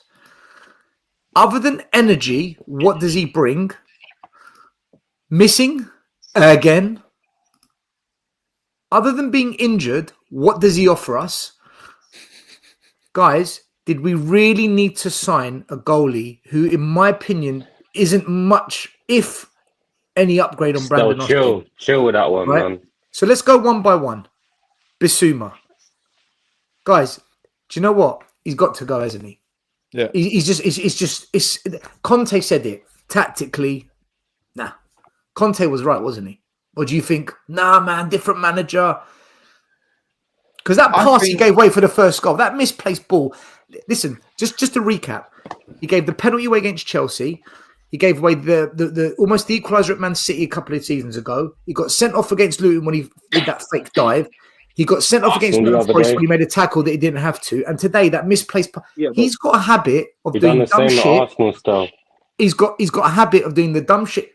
He turned on the ball at Arsenal without checking his shoulder. Cost us the second goal. This player. He's not it, man. He's not a big game player. Go, TJ. I'm not going to defend. I'm just going to say something about the pass. I blame Papa Sarr for that because he moved out of the position. If you watch it back, the pass was on, but Papa Sarr moved too fast. Like, he moved away from the pass. So I don't really blame Bissouma for it. But he has to go. He's lost his confidence. You know what? It's damning that he's making this much mistakes in critical. He just doesn't. No, he's not worth it, man. We need to get rid of him. You know what? In my opinion, we need to buy a DM. Yeah, we need to buy a DM and a better DM that can actually hold up. Because Bassima's not it. He's not it. He clearly can't. He can't cut it at this big level. Basuma's not a DM. He wasn't a DM at Brighton. He was an 8. Well, clearly, wherever he's playing He was in never the a Tottenham DM. line, he can't. He's not cut out for the job. The only not cut real out. They played DM, him the only real DM we had, proper DM, was Højbjerg. Højbjerg. And we Wanyama. got rid of him. And we that was a big mistake. Bissouma, they Me played Come him on, in man. the box. Højbjerg, no. Look, Højbjerg wasn't cutting it at the I'm time. gonna down the sword here. You One weren't second, let cutting me it, but if you're finish. going to get rid of a DM, you've got to bring in a replacement. Until then, you've got to keep him. Exactly. No? My point. The only midfield at the time that was more defensively than all of the midfielders that we had was Højbjerg, and we got rid of him. We didn't Yeah, but replace him. he couldn't lay off a 5-yard pass, bro. Yeah, but Right, we should and who would replace you have him. rather He had in the He middle can never lay today? off a 5-yard pass. Who would you have Yeah, but rather we had should in the replace middle him. today? Højbjerg or one of the three that was in the middle? In Would the you have rather DM. had In the Højbjerg DM role, we're instead of talking I'd about. give Bentancur all day long over Højbjerg. But the other two, yeah, you can. Bentancur is the only DM we got, yeah? I take He's a deep line Højbjerg. playmaker. Højbjerg goes there. I take Højbjerg all day long over these midfielders. That's embarrassing that I've been saying that the whole season, because I said I've been criticising this guy since day dot. I had to apologise to Ellie the Queen, yeah, about She was him right. as well. Yeah, She was right. And the thing is, though, it's funny because now everyone's saying that I'm saying. You know what I mean? It's funny. It's funny. Oh yeah, I was supposed to. You aren't the first one to say Sorry, that. I'm vibing. Sorry, I'm vibing. Big up to everybody. Big up to Stelios. Big up to Dan. It's just good to have you back, bruv. You know what I mean? My guy, Dan. Yeah, Dan, the Hotspur Hood. But you know what I mean? Big up to you, Bob. Yeah. And big up to you, Mikel, even though you took a load of waffle. Big up to TJ, you know what I mean? When? What did they say? TJ. What did they say? Big up. What did they say that was for? Oh, Mikel, bruv, you just caught that so easily, bruv. I round you so easily, bruv. But just little nugget there, you know what I mean? You know what I mean? I'm on the wind up today, bruv. See, I'm vibing. I'm vibing. You know what I mean? Big up Alex, to you. would you keep Basuma? Would you keep Basuma? No, bruv, I'll get rid of him. No. I'll get rid of all our midfielders. Honestly, I'll get rid of Bentancur in a second. But honestly, when we first signed Basuma, I was taken back. I thought it'd be like the second coming. I'm not gonna say as good, but I thought it was gonna be the second. I was excited. Brighton pass. Callum, I was as excited. Musa Dem, kind of a bit like Musa Dembele a little bit, but he's Nowhere on Musa Dembele's level. No. When he played for Brighton, Same type of you know what I'm player. saying? His style of yeah, play was yeah, the same yeah, way as yeah, Dembele. Look at it this way. Yeah. Timo Werner. He's the same player as Son. He's the same sort of player. They Bro, play exactly what? the same way. What? No, they don't, G. They don't, bro. No, you just didn't listen to what I said then because I just made you Werner right. and If you Son actually play the listen to same what I way. said, yeah, same as Dembele and Basuma do. Doesn't mean they're as good as each Werner other. cuts in step overs, hits it left or right. Just What like does the way Son do? does. Son always gets it and cuts it in and takes shots as well. They play the same style of football. Don't mean they're as good as it. Not at all. I mean, Werner's a You talking poor about man's Son. position-wise type of thing? They play the Yes. same way. Okay, Yes. fair enough. Yeah, you can have one player who's very crap and one player who's very good, but they still play the same way. Yeah, It's I just get you. One's good at it, one's poor at it. Yeah, Dembele, Basuma, they play the same sort of style of football. It's just Dembele's 10 times the player. Basuma was a quality player as a box-to-box, sit back a little bit, get the ball, get forward, and then a direct ball forward. He cooked enough big English teams through that, plenty of times. He came to Spurs. He hasn't been played in the right way. And he's gone back and he's regressed. Unless the next manager that can come in can rescue him and get him back to what he was, he's another one that needs to go now. It doesn't help with the players around him though, because while Basuma was at Brighton, our midfield is shocking. Papa Sarr, bruv, I don't even know why he was playing today. People big him up every week when he scores a goal or something. He Listen, only had legs. other than energy, and running up and down, and once in a while getting in a decent position where he can score a goal. And he does pop up with the odd goal here and there. He's not going to boss a game of football. He's not going to dictate a tempo. He's not going to get on the ball and get control of the game. He's not going to create chances for us. All he is literally an engine. And do you know what? In a team that depends on ball possession, creativity, transitional play, you need more than just an engine. For me, I think Pape Sarr is one of the most overhyped midfielders at the club. But because he's young, everyone gives him an emotional grace. He gets a get out of jail card. And it's like, His no. fundamentals are not there as a player. Am I tripping out, or did he play as a number 10 today? 10. At times he was quite high up. Yeah. Listen, if we've got standards, right? If we've got standards at this club, if a midfielder isn't as good as Dembele, Wanyama, or Eriksson, they shouldn't be playing for Spurs. They shouldn't. Tottenham, yeah. They simply shouldn't be at Spurs because that's what it took for us to mount a title charge. So when you've got, a Sarr, a Basuma, okay, Madison's injured, a Kulu, who, he's not at that level, man. He's not at that level. He's not. I think Cooley gets too much Bentancur as well. Bentancur's Bentancur's not at that level. He's shown glimpses, but Bentancur's inconsistent, guys. He never consistently puts a run of games together where he said, you know what, this guy's on fire. But Stelios, can I just come back on that point? Some of the overhype over his performance against Brentford was just ridiculous. And I sat there and said, I'm sorry, I'm not going to go hype about this guy because of one game. Because if this guy turns up in one game, everyone thinks he's the best midfielder since sliced bread. And I said, no, let's see what he does in the next how many games. Because we talk about him like he's 19 years old. This guy is supposed to be experienced, proper experience, played in Italian football. Yeah, Juventus. Yeah. And I said he was a Juventus reject when he came in, and he's still a Juventus reject in my opinion, still, bruv. The thing is, You said the he same thing about Juventus. Kulusevski. You said the same thing about Cooley, bro. I don't care. You still feel the same thing.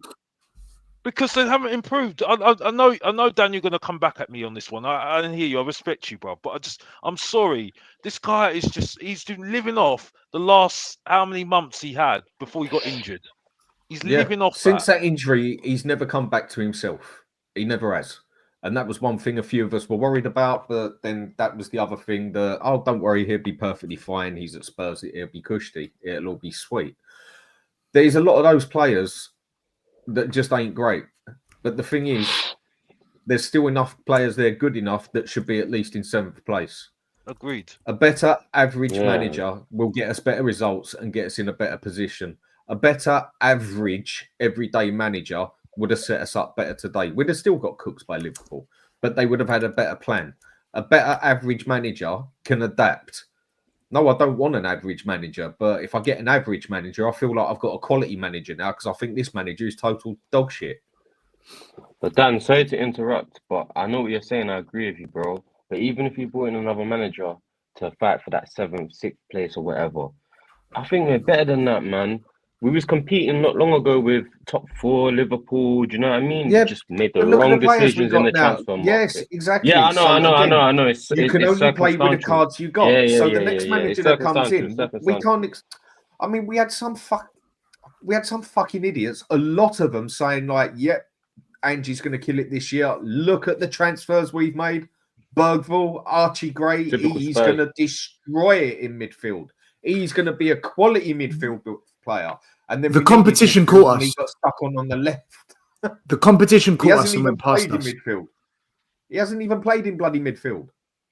And with the team we've got, that is not a top 4 team, but we can get top 7 with that. But we are not a 14th, 15th team. I mean, what are we now at the minute? 12th, 15th? Yeah, but it's also because like people say about the competition, right? And by competition, we usually mean like the other big 6 clubs, right? We aren't at the races with those clubs for a couple of years already, right? The issue is that it's not they surpassed us long time ago, right? The issue is the Bournemouths, Brightons, Aston Villa, Newcastle, fucking Fulham, Brentford, right? Those clubs are catching Nottingham Forest. Yeah, Nottingham Forest, right? This is like partially the point I made earlier, right? If we stay in 15th, right? Those good players, I still think we have a couple good players, right? As I think we have merit in saying that this team is better than 14th, right? I still we should believe not be this 15th. team.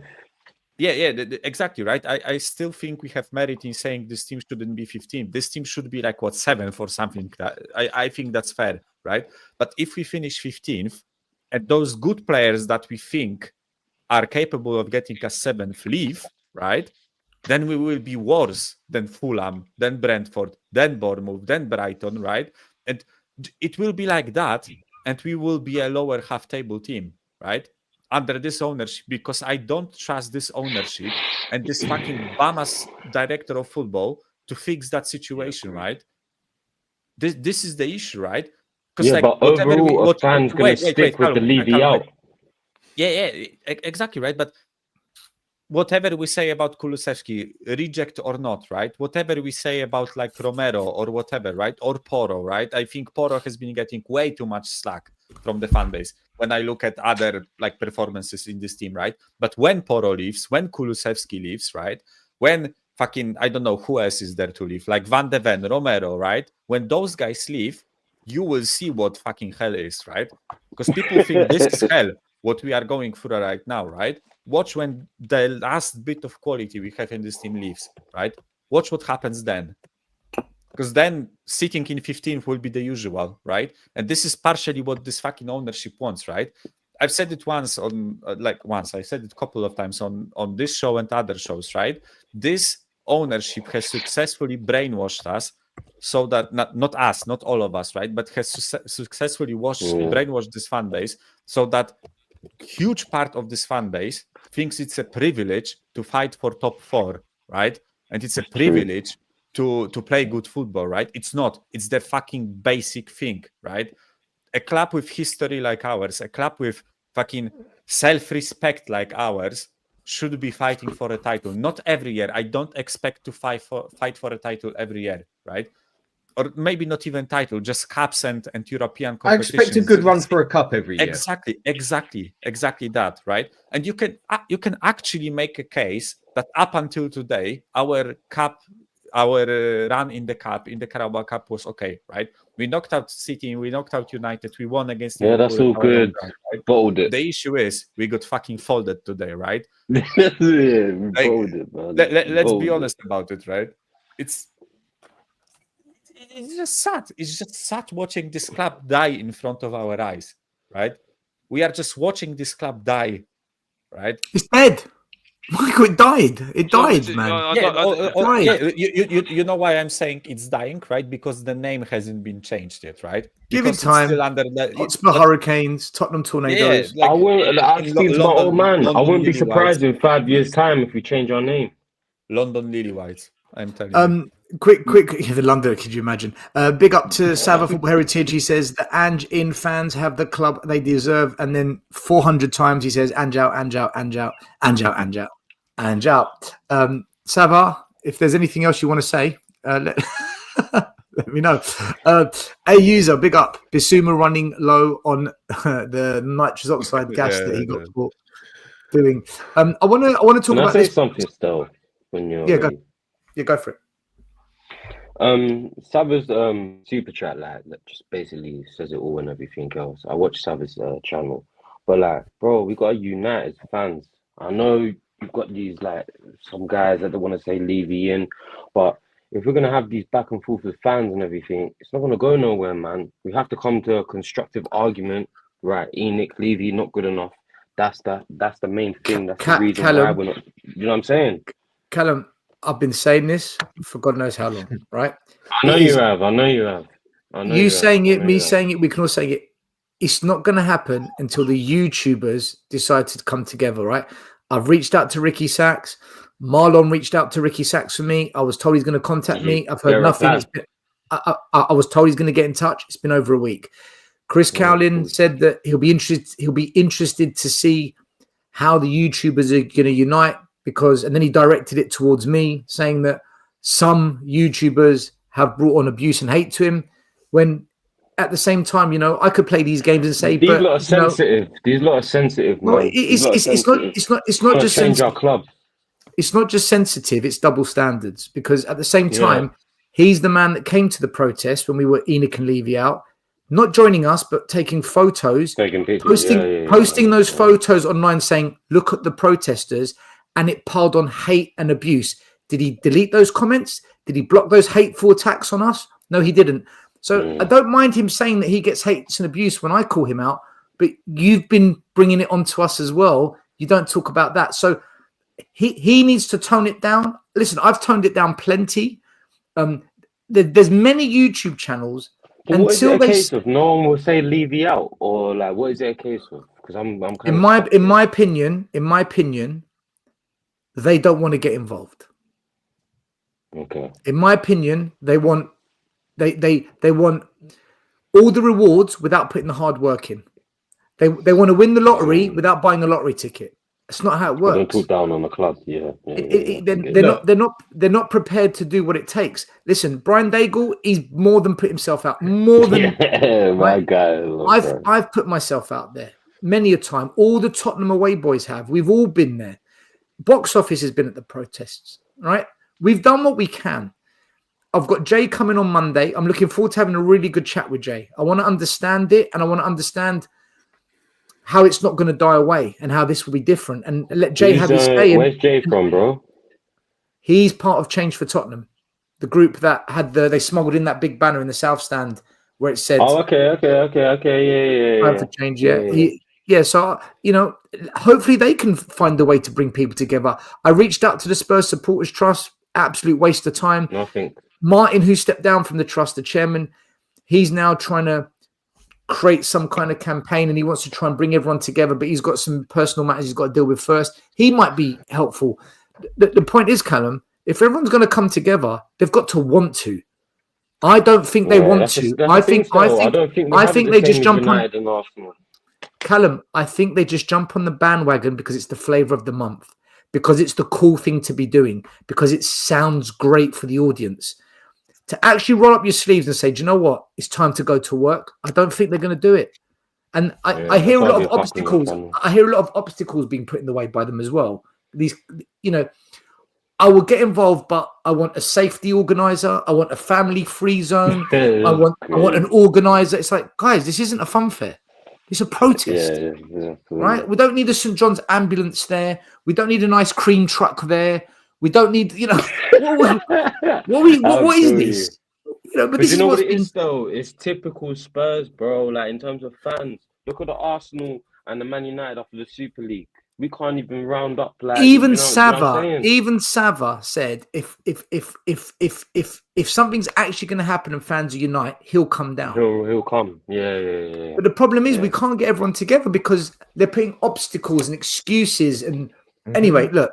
Back to today's game, man. Back to today's game. Thank you for having me on so much, man. I appreciate it. Sorry if I spoke over anyone. My Wi-Fi is a bit behind. I'm gonna pick, man. Callum, thanks for coming on, mate. Thanks for you look coming after yourself. Bro. Callum. Yeah. Tell your pups I love him to bit, and he's gonna come around to my way of thinking sooner or later. All right. Bro, how can I message you? Twitter or email me hello@tottenhamaway.com. In fact, Callum, I'll put my number in the private chat. Can you see the private chat?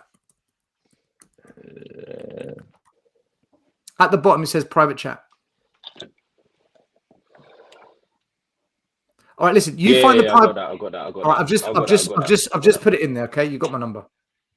Thank you for having me anyway, yeah? Oh no, that's the wrong number. Hold on. Callum, that's the wrong number. 1 minute. Hold on. Your burner phone. No, I missed the number out. There you go. You got it now, right? Nice one. See you later. Take it easy, yeah? Have a good night. Take care, Callum. Box office. What do you reckon about this guy? Heung-min Son. Another big game. Another performance where he went missing. Another performance where he misplaced the pass. Other than hitting the crossbar, which was unlucky. Fans said, oh, but he's been looking good recently. Look at him against the mighty Hoffenheim. Wasn't he good at Brentford and blah, blah, blah. Effersborg. He was brilliant, blah, blah, blah, blah, blah, blah. Big game, big moment. Where was he? Captain of the club. He was nowhere to be seen. Nowhere to be seen. I thought you might as well have Spencer's captain because I thought Spencer was more better than him, to be honest with you. He showed more fight than him, to be honest with you. I'm not going to count the strike that he had that hit the post at the bar. He was just.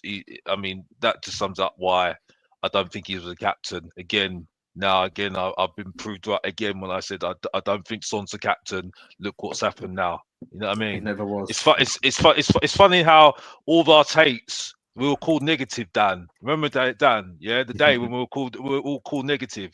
You know what I mean? Yeah, I think Mikel was in that as well. You know what I mean? I've got to give you some credit. Don't get used to it though, Mikel. You know what I mean? You know, because Mr. Box Office is not a nice man. You know what I mean? He doesn't give nice plaudits for free. But the point is though, yeah, Yeah, Yeah. Mike. You know, What's we, here? you know, you know what I mean? And big up Still, by the way, for inviting Mr. Box Office, like you always respect Mr. Box Office. You know what I mean? But the thing is, though, I have to say this though. Like, I'm sorry, he just did nothing. Did nothing. I've got to be honest. I was getting wound up by Richarlison as well. To be honest with you, mate. I'm sorry if I went a little bit too forward, but I got really wound up by Richarlison today. I started laughing when he got injured. I can't say that. I can't say that. But you know, I did. But Son was just, oh gosh, honestly. I mean, Tao showed more bloody heart than him. And I'm sorry, I'm not going to go over the top about him. So, and by the way, I am not listening to anyone that tells me I'm negative. I need to hype up these players anymore. I am not listening to you anymore. I am not listening. I'm just completely putting the blinkers on now because I can't do it. I was in a good mood before this game because I wasn't talking about Tottenham. I wasn't even thinking about Tottenham. You know what I mean? I was in a good mood. I'm still in an all right mood anyway because I expected us to lose. But some of the overhype for our players is just annoying. You know what I mean? And Son's one of them.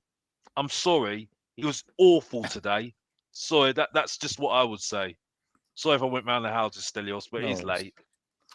No, you say it as it is, man. You say it as it is. Here we go. The cut fine list is here. Listen, Steve, I'm glad you beat Arsenal, man. I'm freaking delighted for you lot. If we're not going to win anything, then at least you stop them scumbags from South London from doing it. So respect to you. I hope you win it, man. I hope Newcastle win it. I do. Box. Let me come back to you in a minute, Steve. Though, Michael, Dan, Hyun-Min Son. Yet again, we find ourselves every other week we're talking about Sonny and the decline of Son and him not stepping up. He just looks done. And it's not. We're not saying he's a rubbish footballer. He's been fantastic for Tottenham, one of the best players in Premier League history for Spurs. But right now, he has got to go, surely. Dan, you want to go first or me? Yeah, he should have gone a year or two ago, really. I mean, the sad thing is now, he's now at that point, and this season is going to destroy part of his history at Spurs. Because it's going to be the same thing as Lores. He was great for us. He done excellent things for us. I really liked him, but he should have been gone 2 years ago. He should have been gone 3 years ago. He's done. He is. Son is not Son anymore. He has not got the same stamina. He hasn't got the same pace. He hasn't got the same power. He hasn't got the same mentality. He is a fucking useless captain. And he could still be a player you kept to bring on for 20 minutes to put a goal in. You could see they was even saying it on Sky TV. Why is Son even still on this pitch with 20 minutes to go? When that fella Tell came on, he was trying to get the fans to big it up. I didn't see Son do it once. I didn't see Son go up to anybody and give him a scream. Come on, we can do this. I've always said, as a captain, he's absolutely crap. But as a player, he's been excellent. But it's blatantly obvious, age gets to you. And especially when you're a player that relies a hell of a lot on pace, it will catch you very soon. And he's got to go. Yeah. But we won't get rid of him all through PR, PC, whatever. Yeah, I think this is the worst part, right? That, listen, like, he's one of the players I fell in love with when I started supporting this club, right? Like, I can list off 20, 30 matches where he has single-handedly carried this club, right? In plenty of matches, right? And plenty important matches at that, right? So it's not even like the argument of, oh, it was just like, a meaningless league game or whatever, right? I can give you quarterfinals of Champions League or all that stuff, right? And the sad part is, and you nailed it exactly, Dan, right? He's destroying his legacy right now, right? Because we have plenty of fans who just look at him and they are so fed up with him, right? Fed up with those lackluster performances, right? That even if he leaves this summer or next summer, right? All they will remember is those bad performances, right? Because and you'll be happy he's gone, innit? Yeah, because like, what have you done for me lately? Rule applies here, right? It's not about like what you've done 5 years ago for me. It's what have you been doing like recently, right? What like have you had an impact in the semi-final of a Carabao Cup? No, none, right? Conor Bradley Was it locked even him there? up, right? Conor Bradley locked him up, right? The Liverpool graduate, right, from the academy. The kid is like 19 or something like that, right? Like 20. It's like you get the level we are at right now, right? But I honestly like I have to, like, we talked about Son, right? But I have to talk about Richarlison, right? I swear to God, if I ever hear one more fan defending this garbage player, right? 'Cause, like, it's not. It's take him off my screen still. Take him off. Just fucking. I rather see my own face than his, right? No, in all honesty, right? Holy shit! That's a nice pigeon, like, you know, mimic, right? I've But mastered the art of Richarlison. Anyone No, that's but got a pigeon noise as their celebration deserves to be just Yeah. put out of their misery, man. Like, what the fuck? Yeah, but What the fuck? in all honesty, right? Because Pigeon. it's like people try to defend this guy, try to like find positives about his Rubbish. like Rubbish his time footballer. at Spurs, right? Absolute Not rubbish. only is he a rubbish footballer, right? Rubbish. But the thing is right now, right, that he's getting constantly injured. Even if we wanted to use him, we can't use him, right? Because like, why are you paying his wages, right? It's like it's as if I had a job, and 80% of the time in my job, I gave in a sick notice, right? That I am sick and I can't go to job, right? I would get fired in 2 weeks, right? And this guy is not available for vast majority of his career in this club, right? Last season he was completely shit, right? And right now, for 2 seasons, it's 2 seasons long, right? This fact he cannot stay fit for more than 2 or 3 matches, right? Excluding that like 10-game run that he had last season in like January, right? That was the only time where he actually contributed something, right? And we had fucking fans like Diwizi, or whatever the fuck Dan calls himself right now, comparing to Brazilian R9. Like, fucking hell, if Brazilian R9 was getting injured as often as Richarlison is, right? We would never remember him, right? It's just But sad. Mikel, It's just sad.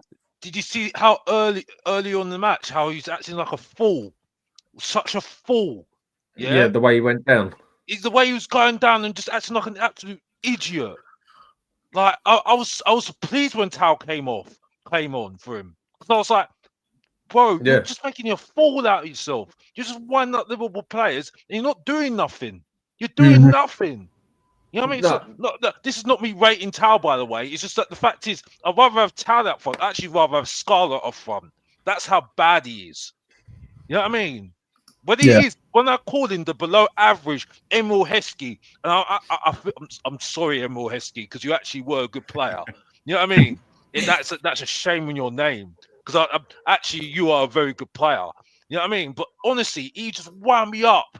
He was winding me up. I was like, bro, stop acting like a fool. It's a semi-final, bro. It's a semi-final. You're acting like a fool. Yeah. How is this guy Brazilian number 9? How is he Brazilian number 9? Because it shows how shit Brazil are now. Honestly, people tell me about XG. The only reason he's the number 9 is because Jesus gets more injured than him.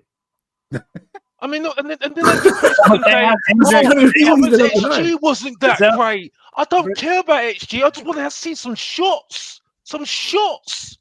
That's what I want to see. I don't need XG to tell me how bad we were. I can see it on the bloody pitch. Listen, Richarlison is everything that embodies a crap football player. First touch poor, shooting ability average, doesn't offer any link-up play. When he does make a pass that connects, it's 1 in every 10. His work rate, not too bad. He prefers shithousery over actually keeping himself up with the ball at his feet to try and expose the other team's gaps that they leave open. his technical ability in 1v1 situations is almost non-existent. Everything about him is just a very substandard football player. There's a reason he's never scored more than 12, 13 goals in his life at any football club, at any level. He's an average football player playing in an average team that unfortunately we spent 65 fucking million pounds on. He is atrocious. He is the worst striker I've seen Spurs ever sign. I can't think of a worse. Do you know what? I would even say he's worse than Postiga, because Postiga never really got the than minute. bloody Andy Booth, bruv. Andy Booth. He was a winger. But I hear what you're saying. I'd He's rather rubbish, have Chris Armstrong, bruv. Chris Armstrong.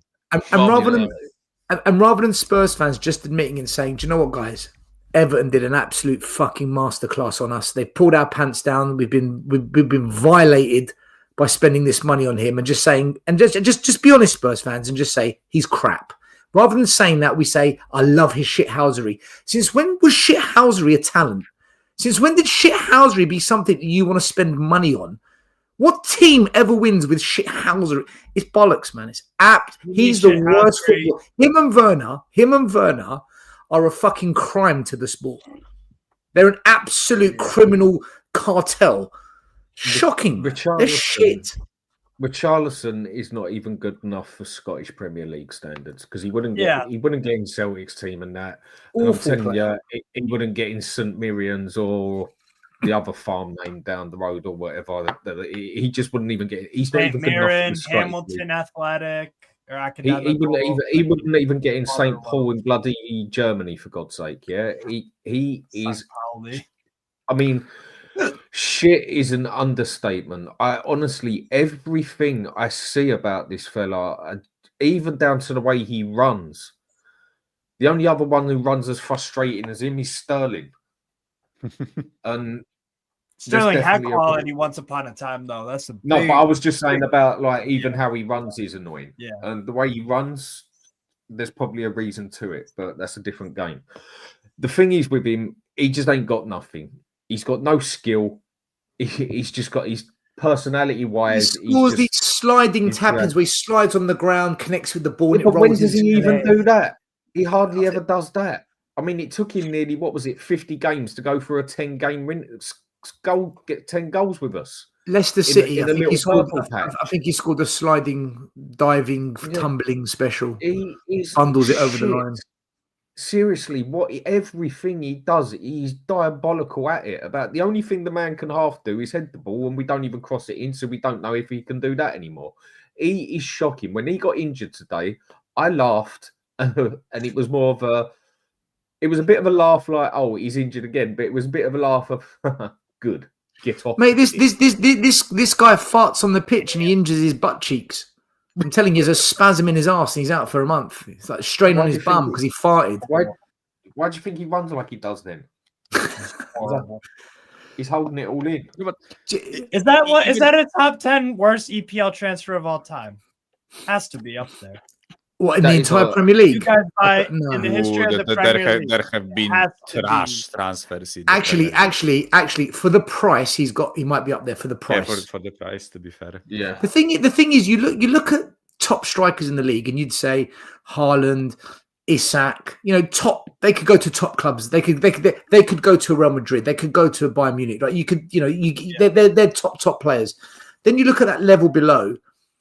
He's not even in that level below. There's now players who you would have thought were like, who are doing better. Woods at Forest.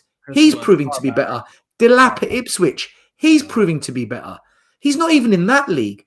This guy is literally a bang average. The words of box office, bang average. He's not even bang average. Who does he start for in the league? No, he's not bang average. Who does he start for in this league? He's shit. He's through shit player. He's not bang average. Bang average means you can at least get into a bang average team. Bang average is Jacob Murphy. Bang average is an average player. He's worse than Murphy. Is he better than Mateta? Guys, is he better than Mateta? No. Hold on. Do you know that Mateta, ever since Glasner came, has more goals than Salah in the league? Really? We are comparing Richarlison to that. I didn't know that. Fair play. Yeah, Wow, really? yeah, Really? Ma- More than Mateta- Salah? Yeah, has something like Mateta's been on a 20 crazy goal. Yeah, I think he has something like 25 goals since Glasner came. Okay, yeah, not in. Okay, okay. I take it back. I take it back. I didn't know that. I didn't know. Richarlison, My boy Mateta. I I take honestly, it back. I take it back. I cannot think of a Premiership team that would take him on a freebie. I can't either. Even one who's even take Southampton. I bet you they wouldn't take him on. He's You can have him on free, arguably but you've got worse. to pay his wages. Obviously, there's no Premier League team out there that's taking him. And you can't even imagine him going into the Championship, whatever, and that because he'd had no kneecaps and no legs left because they're like Weetabix anyways. So he definitely needs to go abroad. Is anyone in Spain going to want him? No. Who in Germany would take him? No. With the money he's still going to want. The only place he's going over is to Arab. That's all he's doing. They don't even want him. That's the well, they did. That's the only chance he's got of going anywhere. The only reason he'd go there, as in the only reason they would want him, is because he's Brazilian. It might increase the Brazilian audience for the league over there. So it'll be a marketing ploy. Richarlison is still Brazil's striker, so it might attract some Brazilians to watch the Saudi league. But fuck knows. Another player I want to talk about, right? Look, man, what was wrong with Brandon Austin? Like, honestly, did we need to sign? Since he's come, he's conceded 3 at Everton, 2 against Leicester. He conceded 2 at Hoffenheim. No, Brandon Austin was at Hoffenheim. He's conceded 4 tonight. Like, on a serious note, what's so great about Kinski? I'm not saying he's rubbish. I would have just kept Brandon Austin and use the money we spent on this guy and just try and bring in some decent players. Not that we're going to spend the money wisely, but Steve, you watch a lot of football. Yeah. What do you think of Kinski? I know it's still early doors, but I've not seen anything to suggest, wow, so much better than Austin. I don't get it, man. I don't see it personally. I don't know. I mean, considering the way what's it called? Brandon Austin played against us when we beat you 2-1 at your place. That's when he made his debut, right? That was his debut. Austin got man of the match. Yeah, he was good. He was good. But like Kinski had a good debut. And then ever since then, it just feels like it might be one of those where you look so good on your debut, then people expect you to follow up with that again and again and again. I mean, I feel for the guy because like the team in front of him ain't great, but he doesn't have that. What I would say about Kinski so far, he doesn't have that like wonder save potential. That's what it is. Like I'm trying to think of the last time I saw one from him in a Spurs shirt, to be honest. Like, I feel like he shouldn't be conceding all. Like tonight, the penalty he gave away, I think that is a bit unlucky.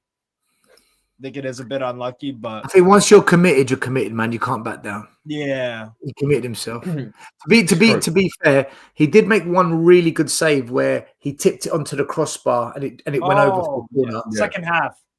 Yeah, but he looked really dodgy on corners tonight, man. He looks suspect on corners tonight. Over the games I've seen him play, I can only go by the 5 games I've seen him play, whatever. In general, I thought he looked more stable on a dead ball than Vicario because it's his weakest spot. And he actually looks quite confident coming out catching the ball. But then the past 2 games I've seen him play, he's looked all over the place. But again, it's only 5-6 games. You can't really judge him by 5-6 games. But then we had other people after he's played 2 games saying, there's our man. Vicario's going to lose his place. Right, fix up, people, will we? Not a chance. And really, we didn't even need him. We could have just used Austin. Because I doubt he's that much better than Austin. But then again, you'd have to see what goes behind. Separates him, really. Yeah. He's just younger. I don't get it, guys. I just think, it just made no sense. We didn't need the goalie. That was the point. We didn't need one. We had Austin there. We had a player that was capable. We didn't need to go and do it. Now we've got 700 goalies at the football club. Very quickly, guys, what did you think of the performances, the debut from Danzo and from Tell tonight? What were your thoughts? Steve, I'll come to you and we'll go around. He wasn't great, Danzo, but he was super, I would say pretty confident going out with the ball. Like he in the second half in particular, he dribbled up the pitch and was very comfortable with it. See him do that at Lawns many times, but I felt like he made some good challenges, particularly first half. But once the goals started flowing in, he was. I don't think he's directly at fault really for anything, but I thought it was a. I don't know. I don't know if you could call it solid debut, but individually he was all right considering the circumstances. What about Tell, the striker that came on, the young guy from Bayern Munich that came on for Richarlison? He dropped deep a lot from what I saw, because I was watching another game, but I was paying attention a lot to yours. It seemed like he was dropping deep a lot, and Tell's not really that kind of striker. He's more of a running behind kind of nine. So I don't know why he didn't start, by the way. I would have He's not even out and out striker, is he?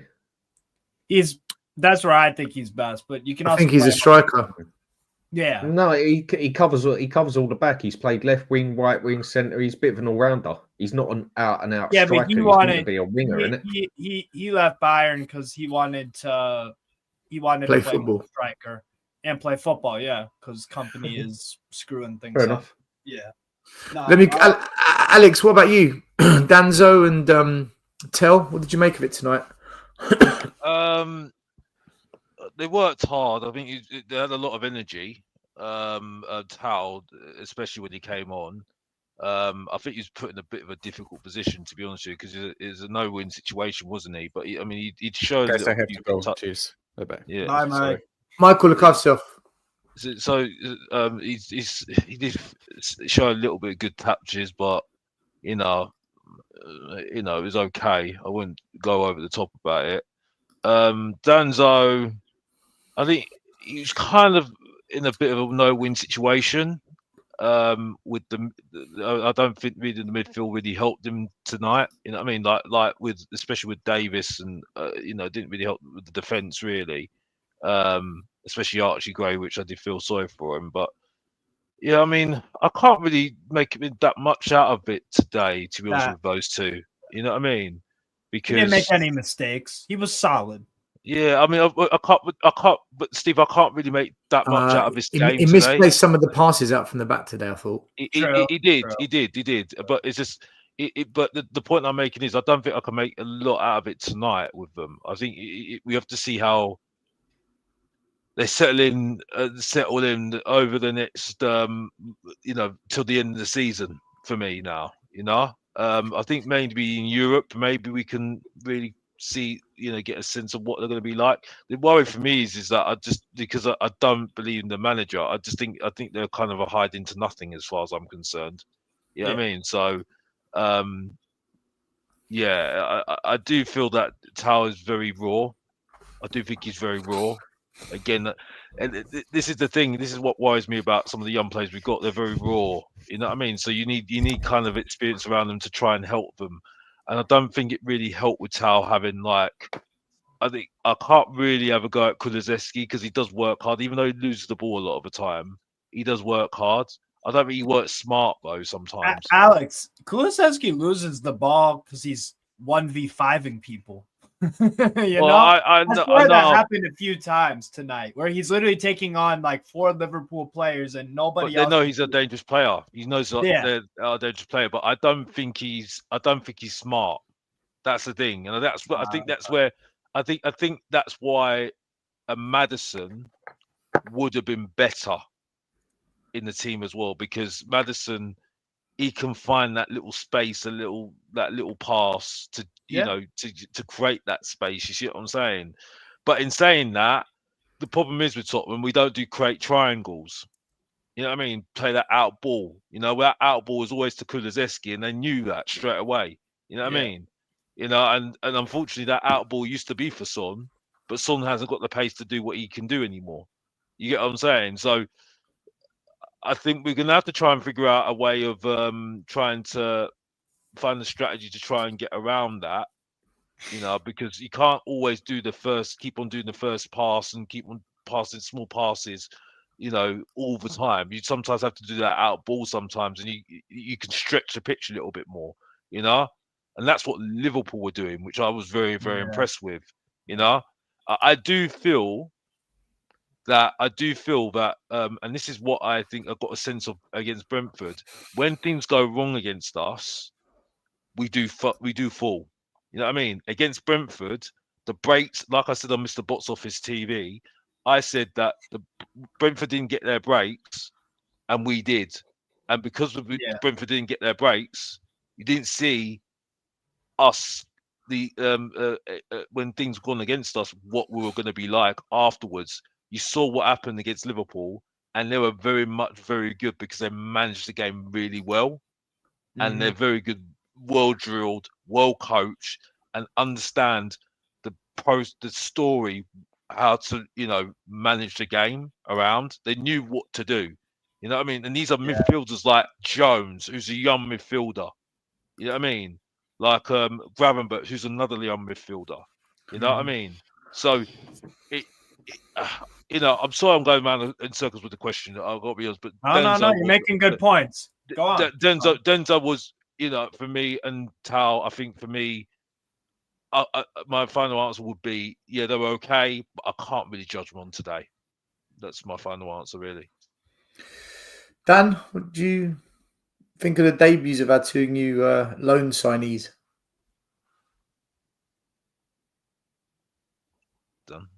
Dan, you're up. What? Sorry. You completely daydreaming. Don't worry. Yeah. I just thought you were watching the Spurs highlights. Just No. Sorry, man. He's in a trance because of Ange Ball, man. Danzo and Tell, the new signings. What did you think of them today as a debut? Yeah. One sec. No, you're good, Dan. Yeah. I thought the defender done all right, as good as he could. I mean, look at the amount that was coming on him. He didn't really do nothing wrong. He didn't it didn't really do nothing great. Until, did you even notice he was on the pitch? But could you blame him for it? It's not as though he was getting anything with it, whatever was it. It's just, he was okay. Nothing more, nothing less. He wasn't terrible. It was only him and Spence that could actually show themselves any sort of pride when they walked off that pitch, really. Until I don't think he even comes into it, because he didn't really even get to touch the ball bar once or twice, because we weren't exactly getting the ball forward, were we?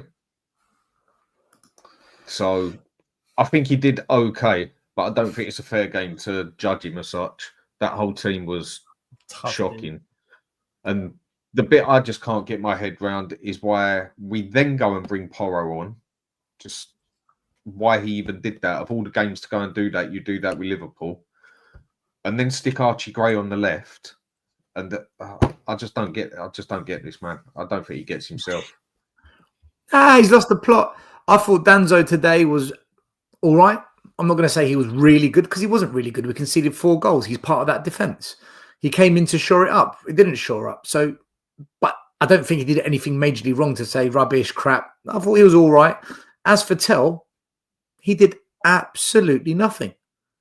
Came on the pitch and did nothing. So, I'm not going to sit and say anything about him. I don't fully blame him, because he got fuck all service, because the midfield was non-existent and the tactics were not set up for us to get into dangerous positions and create many chances. So what I'm going to expect Tell to become a number 8 now, or to become an attacking wing back. He came on to replace Richarlison. He came on to be the striker. He got no service, but when he did get involved, he offered fuck all. So listen, man, I thought nothing really from the debuts. But again, let's see what happens over the next 5-10 games. If they don't get injured, of course, and end up missing the rest of the season. So, I don't think it's a fair game to judge any one of them, basically, because the whole team was dog shit anyway, basically. Everything and about managed it, by an idiot. Player, managed terribly. The whole thing was just terrible. I don't think it'd be fair to judge him anyway. But the defender, he looks pretty stable as such. I don't think he'd done anything in particularly wrong. He didn't do anything in particularly great. He did his job. I thought the only one that actually stood out for us in any means or manner, and I'm not saying he was special or nothing, but actually looked good, was Spence. So, yeah. So why the hell did he stick Spence up the front and Porro at the back when he should have stuck Porro up the front and Spence at the back? Because Spence can blatantly defend better than Porro and Udogie. And then he goes,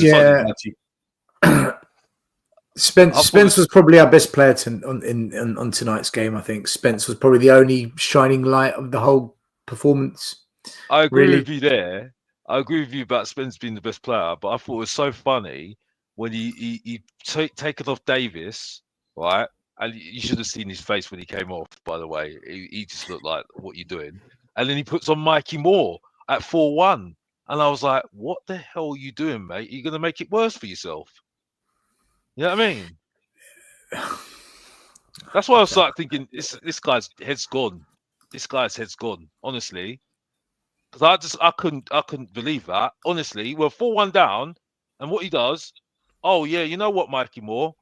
Not that you're 17, go out and try and save the game for us. You know what I mean? Bring off your experienced defender in Davis, who I don't rate, but he has been our best defender. I mean, honestly, you could make it up, couldn't you, Stelios and Dan and Steve? You could make it up, couldn't you? Peep, I was on the Savage show on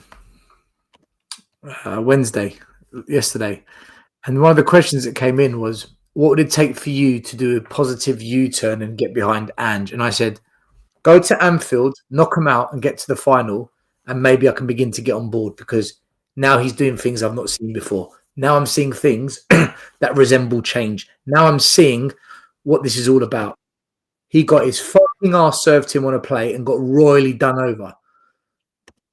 It actually got worse. But still, why did you say that though in the first place? I mean, I think the thing is though, we say what, Alex? Ramos. Alex, say what?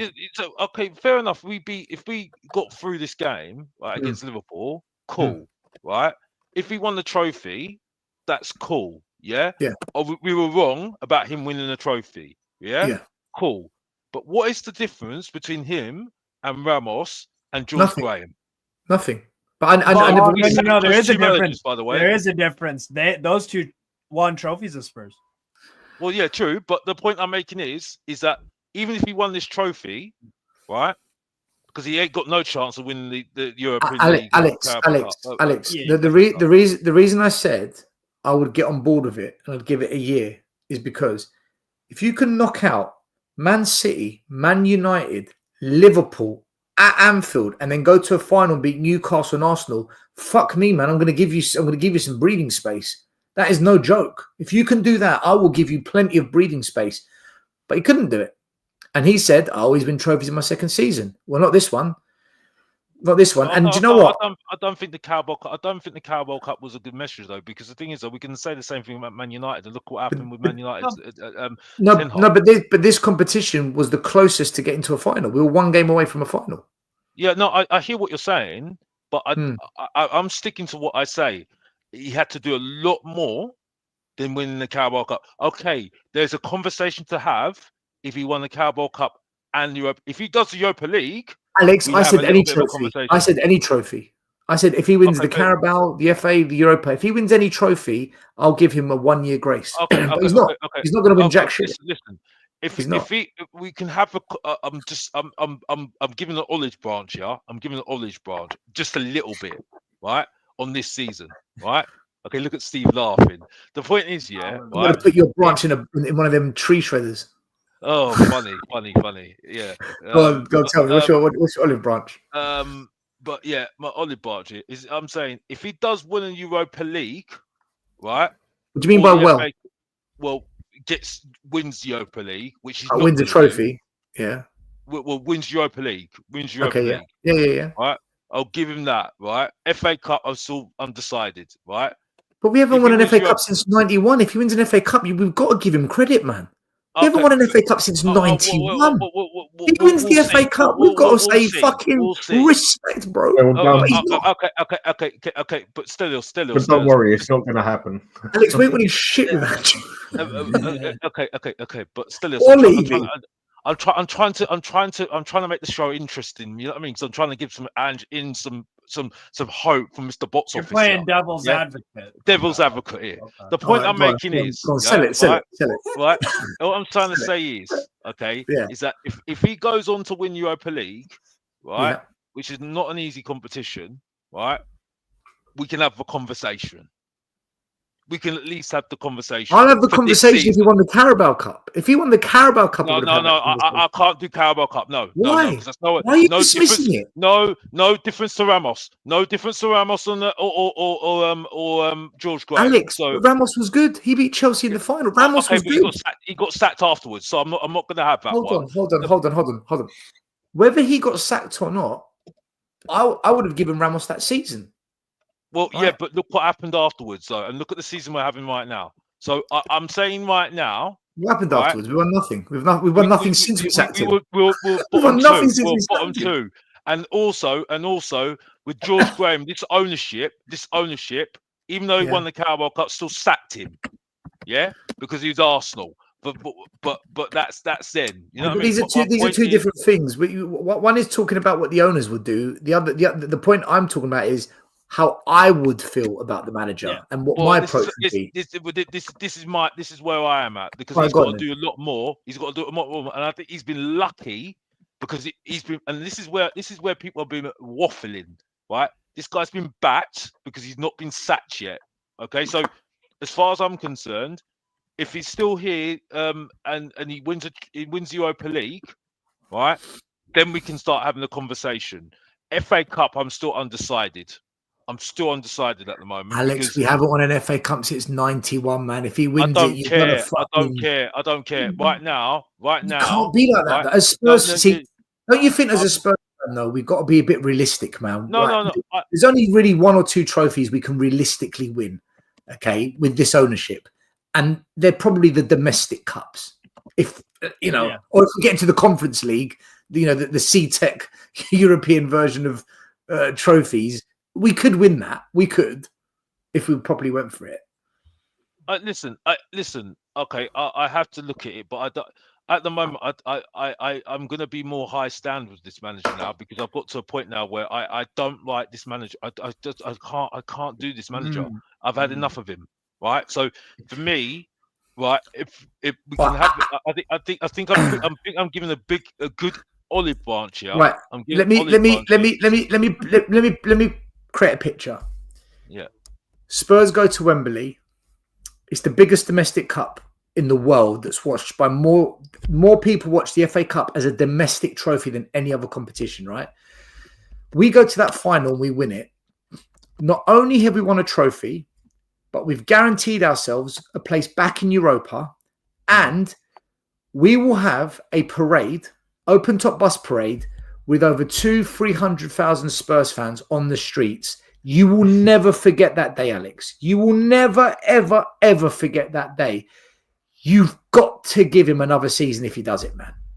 Listen, I'm Ange out to the max. But if he won the FA Cup and I'm at a bus parade come May, June, he gets a year from me, man. Okay. That's fair. I'm undecided on that one. I've got to be honest. I can't believe it. No.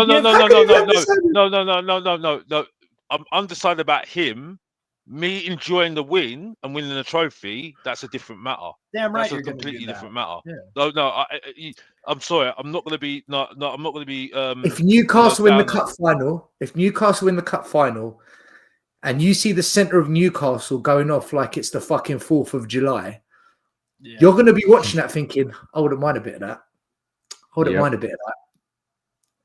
Exactly. Yeah. Dan, you're okay though, yeah? You're okay, yeah? Yeah, I'm fine. Yeah, you're good, exactly. You're right. Look, we need a cup as well. And it doesn't matter what one it is, we need a cup. And whether it's the smaller one, the FA Cup, whatever, we've got no right to preach at anybody that any cup is too small for us, basically. And I mean, what have we won? I'll take another Audi Cup. You know what I mean? A fucking Audi Cup. Oh, mate, the way it is at the moment, I'll go and take a Nissan Cup, for God's sake. You know what I'm saying? Bring back the 1990s Makita trophy, mate. No, listen, it's not me not saying that I don't want to listen. I'll be celebrating. Just at the moment, I've just, I go on, Dan. Go on, Dan. I don't want You know, to interrupt. can I I mean, add? look, something if else he to wins this? the FA Cup, Yeah. if he wins the FA Cup, I'm just going to have to shut up and sit back and say I'll give him another 6 months. Do I want him here? No, I don't. Do I think he'll last? No, I don't. But if he goes and gets us the FA Cup, he deserves at least another 6 months. But why? He- Why does he Because just? Because if you know something isn't going to work, you're dead again. This is where, But if something, yeah. it seems like a lot of compromising. Yeah, the thing is, we're Tottenham, and I'm usually a very cold-blooded person, but in that aspect, I'd be like, he's gone and achieved what no one else has done in a very long time. In what? How many years since won the FA Cup now? Over 30? 30 years. Yeah, and he goes and wins the FA Cup, and we finish 15th. No, I'm not impressed with the league. Do I still really want him here? No, but I will go up to him and shake his hand and buy him a beer and say, do you know what? I think you're a shit manager, but well done. You can have another 6 months to a year. And then when it falls apart properly again and doesn't get another cup, I deal with that. But I would love that feeling of winning an FA Cup, a cup at Spurs. Guys, who won the FA Cup last year? Manchester United. Manchester United. Okay. Who came 15th last year? Man United. Man United were not 15th last year. Oh, Guys, who came 15th last year? 5, 4, 3, 2, 1. And that's my point. No one gives a fuck. No one remembers. No one cares. Pretty sure it was Brentford. In 5 years' time, history doesn't say who came 15th, who came 12th. They say who won the FA Cup, who won the league, who won the Carabao Cup. And we as Spurs fans have got to fucking get our heads back on track, man. Fuck top 4. Fuck top 6. As long as they don't get relegated, win a fucking trophy. And unfortunately, Ange isn't going to do it. No, he's not going to do it.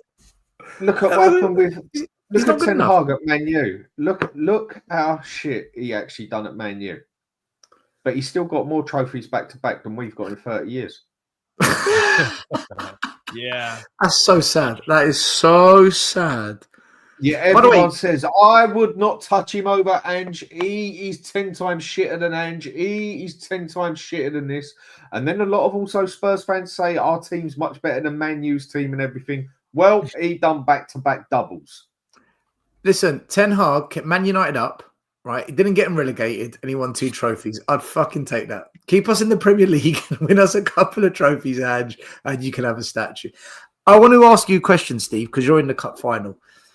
You lost the cup final recently, didn't you? Was it to Man United? Yeah. 22-23. Do you believe that you can beat this Liverpool team in a cup final? Because they have got one hell of a record, this football club. And you are starving. But Eddie Howe, he's got a bit of cup final experience now, man. He's been there. He lost one. Yeah. Do you think he'll go into it? Because, you know, a lot of fans, including myself, were saying, do you know what? Arsenal, man, they got that win against City. If they go up to Newcastle now, this could be difficult. And you did a number on them. Absolute masterclass from Eddie Howe. Do you think he'll go into this final with the mindset and the experience to say, we can beat Liverpool? And, do you think Newcastle might just win this cup? Or because Liverpool are the favourites. There's no doubt they're the favourites. Do you think you can? Do you really believe, Steve, that you guys will do it? No. Well, that's that. Number one, because I'm a Newcastle fan, and I got my hopes up for the Man United final, which is our first one in 24 years. We're improved this time, of course, but the problem is there's a huge gulf in quality of manager, Eddie Howe versus Slot. And there's also a huge gap in winning experience throughout both. Have you played Liverpool this season? Yeah, we drew with them 3-3 at St. James. Oh, so mate.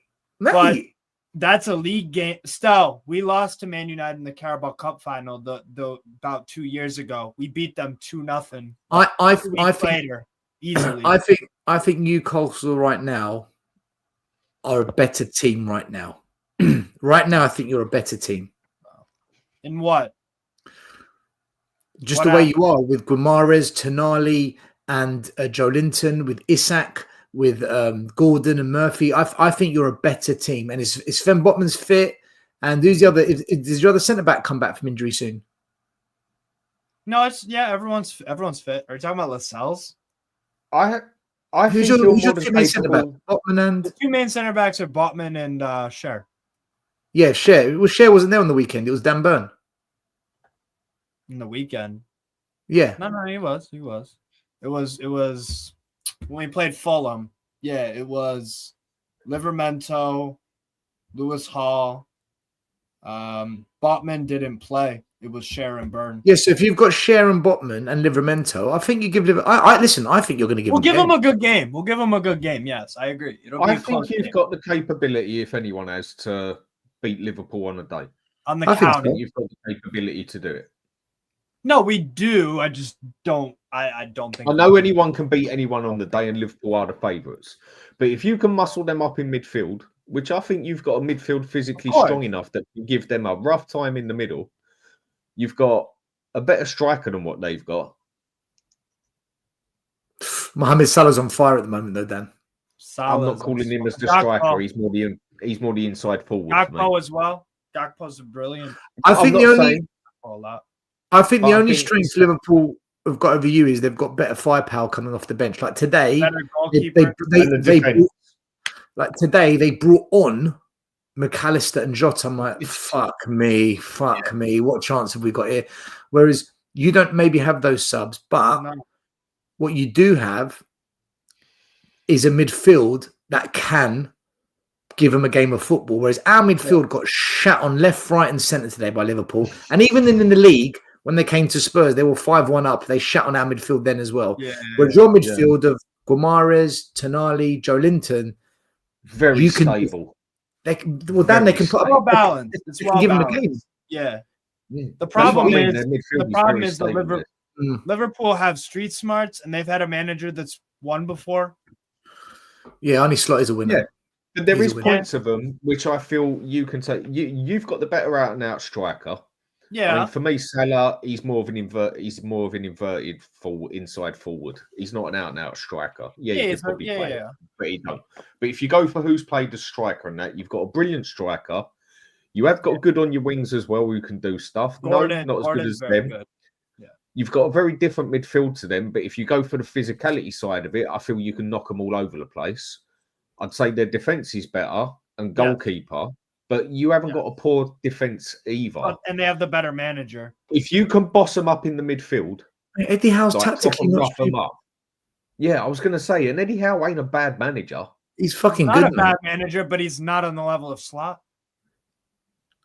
He's not. He's not at the level of Slot, but at the same time, Slot's inherited a better team. And at the same time, Arteta isn't at the same level as. Oh, that's Pep. obvious, Dan. Come on. But let me he still went and pulled him off the other day. Dan. Arteta is closer to Eddie Howe than he is to. I know that, but what I'm Slot saying is, far better manager. Eddie Howe bitch slapped Arteta, man. 4-0 Yeah, in he aggregate. did. Come on. Yeah. Come on. Yeah. No, it's light work, but and Arteta that went and done Arsenal- City. The thing is that To be fair, we all did, yeah. the thing is that don't work in our favor is that for Liverpool, for Salah, Van Dijk, probably Kelleher, Konate, most of those guys, they've been in finals before. Multiple finals. We had the one final 2 years ago. They were in a final last year. They were in the same exact final last year. Same stadium against Chelsea. And Listen. they were in FA Cup finals, Champions League final. Like, this is another final for them that it's the occasion. That's what happened when we played Man United. The final about 2-3 years ago. That's what happened. The occasion got. Yeah, but this is what I'm good. saying. Now Maybe you we go learned into it with from it. experience. That's what I'm saying to you, Steve. You got experience this time. Yeah, and Do you know what? I've got a sneaky feeling Newcastle are going to win this. You know. if you Oh, bet, I'd like how much that. would you bet I'd like on that. it? I think Newcastle will win the Carabao Cup. I do. I think Liverpool win the league, and I think Newcastle win the Carabao Cup. Let me go on to the FA Cup actually, because I do want to wrap it up soon. Who have you got in the FA Cup, Steve? Birmingham City away. All right, forget that game. It's not even a big game. What are you talking about? You got a former coach as well, Chris bro. Davis. You got We- Chris Davis is the manager of Birmingham, by the way. The used to be our coach at Tottenham. I did not know that. Hey, what's the coach at Spurs that's been there forever? Ryan Mason. He should go do what Chris Davies did then. Ryan Mason's a chicken, mate. He ain't going anywhere. Yeah. He ain't going anywhere. He ain't got the balls. No, about the Birmingham City game. Newcastle, we don't have a great record versus these lower league teams. Like when you watch, like last year we played Blackburn away. They were terrible that season. They were like towards the bottom of the championship. We beat them 1-1 on pens. I think you really. Newcastle have a bad history of upsets versus these lower league teams. A bad history. Lost to fucking Cambridge United at home in one of Eddie Howe's first ever games. Bro, you're talking to Spurs fans, man. Like, don't talk to us about misery and fucking. We just about beat Tamworth. I want to talk about Spurs away at Aston Villa. We are now going into this game off of the back of a pretty shitty result and a shitty performance. And Villa would have had a week to rest. We've just played 90 minutes again. We've lost Richarlison. We go into this game. I think this is an easier game than Anfield away because Villa do leave gaps in behind and Villa have lost games this season. So I think we definitely go into this game with more of a chance. However, fatigue, injuries, and just what the fuck is Ange going to do setting us up? I kind of make Villa the favourites now. I make Villa the favourites for this game. And I think that it's going to be a close game. It's not going to be like a battering, but I think this will be a close game. I suspect we lose it by 1 goal, like a 2-1, something like that. Where are you at, Dan? What do you think? It's just like one of those things like we're right up shit street. We still right are up shit street, but oh no, we beat Brentford. Everything's cushy now. Look what we're going to go do to Liverpool now, and then click, wake up, smell the coffee. Good morning. Yeah, didn't really get us very far doing Brentford, did it? We're not exactly back on our feet, are we? Aston Villa, they've been very up and down this season. I think they're more interested in the Champions League, personally, just for the sheer fact that they're in it and haven't been in it for a long time. I think that's where a lot of their attention is. But I think they've definitely got the team to also do it. And the way we are playing at the moment and the way how inconsistent we are and everything else, and we've got Ange as manager and that, it wouldn't surprise me they go and beat us 2-0. 2-1. Box office, what do you reckon? It's, you're going to hear some fans say, wouldn't it be Spurs to go up there and beat them 3-0 after the back of that shit result, and we go on in the FA Cup and knock out Aston Villa? I don't see it. I think we're just a mess of a football club. We're the most dysfunctional club in the league for me right now in terms of a so-called big club. I think we're just all over the place. What do you think, Alex? Do you think we can knock them out? Do you think we will knock them out? The funny thing is, I think we have got a good record up there. To be honest with you, it's a bit weird because we did beat them last year. So in the league, yeah. But I listen. I don't rate the team anymore. I'm zoned out, mate. I don't think you rated it for a while, did you? Yeah, I know, man. I just don't. I just like Hoover says, toys, turn off these Spurs, honestly. Because I wouldn't be surprised if we do give it a bit of a go. But I mean, I've got no idea now, to be honest with you, mate. I really don't. Do you know who's making his debut, Alex? Oh, Rashford, yeah, I know. Rashford hat-trick. I mean. Could you imagine the fucking scenes?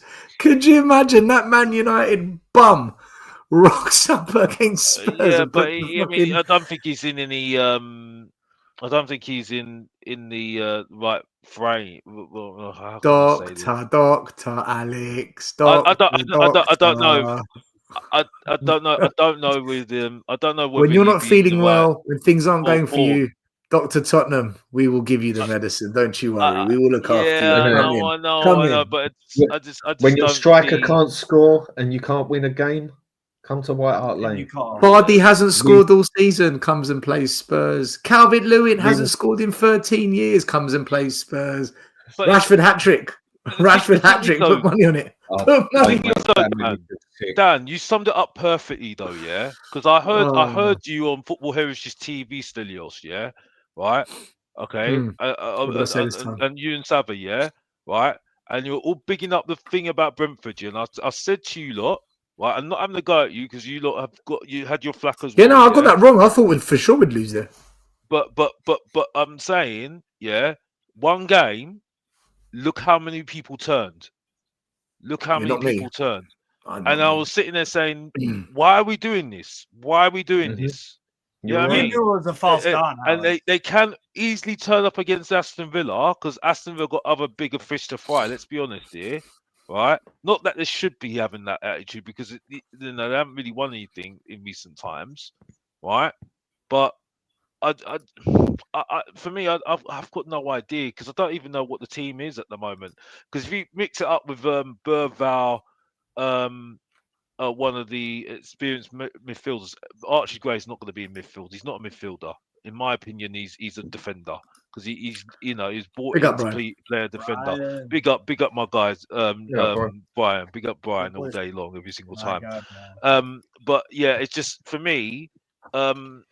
I just don't know at the moment. And please do not play with Richarlison again. I do not want to see him in the team. I do not want to see that boy in the team. Please do not.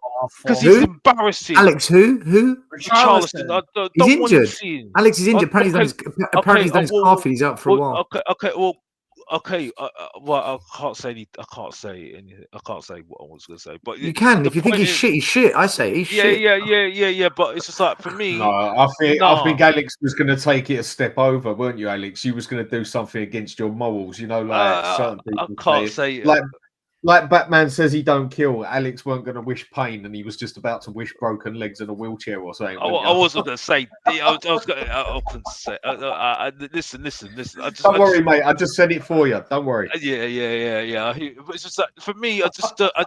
Please. I know. Unfortunately, we put ourselves in this situation. I'd rather have Salah up front. You know what I mean? I'm sorry. I can't do it. And even put Scarlett up front. I mean, honestly, at least us show a little bit more bravery. You know what I mean? Than we did today. At least give it a little bit. You know, showing that we actually are Tottenham. You know, Tottenham of old. You know what I mean? Rather than just doing nothing like today. You know. Again, big up to Liverpool, by the way, because it was a good performance from Liverpool. We have to be good with it. Yeah, they kicked some serious. And also big up to Newcastle as well, who've got a real coach. You know what I mean? You know what I mean? Can I introduce Brian, because I think Brian's got something to say off his chest right now. You know what I mean? Still, should I do it for you, mate? Alex, if you want to take over the show, be my guest. I'll give it to my boy still. I'll give it to my boy Brian now to tell everybody what needs to be told. You know what I mean? Yeah, I mean, first of all, big up to everyone in the chat and the lads and the brothers here on the screen. Before I get into it, Steve, I will say Liverpool didn't kick some serious ass. They kicked some fucking bullshit, crap, pathetic, weak, spineless, gutless, toothless ass is what they kicked. What I will say, like I said when we are Tottenham TV, when I was growing up as a kid, the game is about glory and to dare is to do meant something. It actually stood for something. It actually embodied what we were, where we were going, the great players, managers that we've had. Now, it's got to be from the Spurs fans to dare us to boycott. And I'm not just talking about at matches. If you're going to the matches, just don't give him any money in the bars. Do not give him any money in the shops. What you saw today was a football team that prioritizes football glory against a team that prioritizes anything but football glory. We have defense. Yeah, if only, mate. If only. How many times I've heard that. You look at it. We have a clueless midfield that don't understand what a shape is. We've got a lackluster attack. The defense was just under pure siege. Just under pure fucking siege. And then to make it worse, as Postecoglou's substitutions when he brought on Porro, The commentator even said, and I was watching on Sky, said, now we get to see Archie Gray in midfield. And then 30 seconds later, they said, oh no, Archie Gray is playing left back. So what we had done is we had literally taken it off so our central midfielder that has played in centre back, right back, and left back could actually go into centre midfield. But no. What we'll do is we'll put that centre midfielder at left back. We'll then move the left back in Spence to right wing, even though we brought on a right back in Porro, who is normally or is better as a right winger, but we'll put the left back at right wing, even though he would have been better right back, and the right back we brought on would have been the better right winger. And we'll the one do who's what better at defending, we stuck him up the pitch. Spence. It should have been the other way round. the game is up. There are no more. I just, you know what, at the start of the game, I really thought, you know what, he's going defensive. I can understand why. It's 1-0 at Liverpool. He's going to try and sucker it up and then go on a counter attack and get a sucker punch. And I was like, do you know what, if Ange tries that and succeeds, well done. You're going to have to. There's just nothing. There is just nothing. It is like jumpers. It's like, Stel, when you and me were at Southgate School and we got let into the AstroTurf and it was just, go have an hour's fun and football. That's all it is. There's no structure. There's no plan. There's no nothing. Yeah. There's no nothing. It's embarrassing. It's actually embarrassing. Brian, the team looks so dysfunctional and so lost of ideas and hunger. It's literally a case of I'll pick 11 players, put them on the pitch, and hope something sticks. Listen, let's be honest, guys. Against Brentford, we weren't very good. We just managed to shut them out. We weren't very good. I thought the second goal we scored was a brilliant team goal. That was an excellent team goal. But other than that, it was a boring game of football to watch. There was nothing special. You watch that, how on earth can you think, yeah, let's take that to Anfield? I don't know who a lot of our fans thought Anfield was or what Anfield's like. But I was saying it all along. There's no way we're going to Anfield with this manager, these group of players, this chairman's recruitment, and getting any kind of result up there. We went up there and it was just. I think Brian, where your pain lies is the fact that we didn't even put up a fight. Still, listen. At the end of the day, is Luba? I think he's on a coach. Yeah, at the end of the day, you go 2-0 down.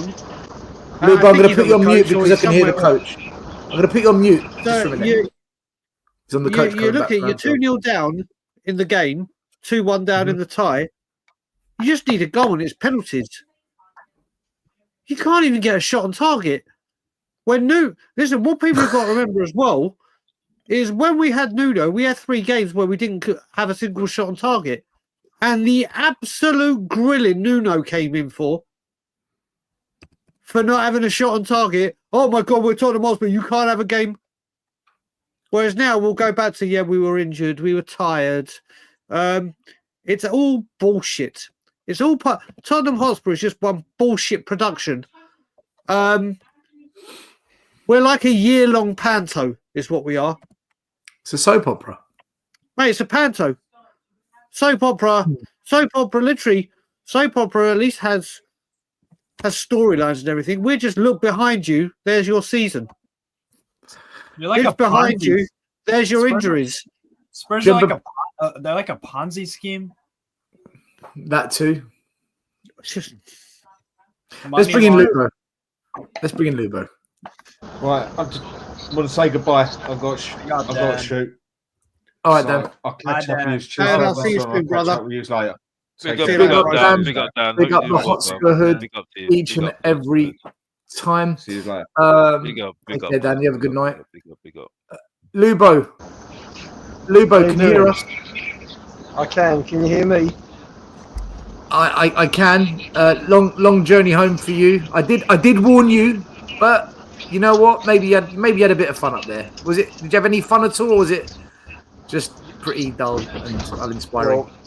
Well, we got off the coach at 20 to 8 from leaving at 10 past 1. Got in the grounds and just sat back and watched men against boys. We weren't at the races, were we? I thought the first half hour, even though we didn't contribute anything, I thought we looked compact at the back. We got away with 1 or 2. But after that, it was, I don't know, just one-way traffic. It's sort of nights like this that test your dedication and your loyalty. Really, it just shows you how far backwards. Listen, we were missing a lot of good players that we needed, at Liverpool. But we're miles off them. We're just worlds away, and that's the worst thing. What was the mood amongst the fans? It was like very quiet, hardly any singing. Not good. Just a resignation of what was unfolding in front of us. To be honest. So yeah, really. Did any fans blame Ange, blame the players, blame Levy, or was it just no one wanted to blame anyone and it is what it is? Yeah, that's right. It is what it is. It's just dreadful. Just dreadful. I thought Danso came out of it with credit. Thought he played all right. I think I agree with you. There's no way that this guy stays at number 1 when Vicario comes back. And Basuma again losing the ball in midfield, costing us goals. Just poor. I thought the midfield were dreadful tonight. Ian, I don't know about you, but we were saying the only players that came out of this game looking like they really gave it a go was Spence. I thought Spence and Danso was probably our best 2. Agreed. Danso. I think they were the best 2. Just shocking. Just shocking. What on earth was Son doing? Apart from the shot he hit the bar, he may as well have not been on the pitch. Oh, him, Richarlison, Pape Sarr, Bissouma. A lot of players went missing in that game. Hello, I'm bus driver. Yeah. My voucher number Just is poor. Really poor. 9147. So I don't know where we are. We're just going through the toll now. Are you on some kind of refugee camp, coach? Where is this? Is this Dover?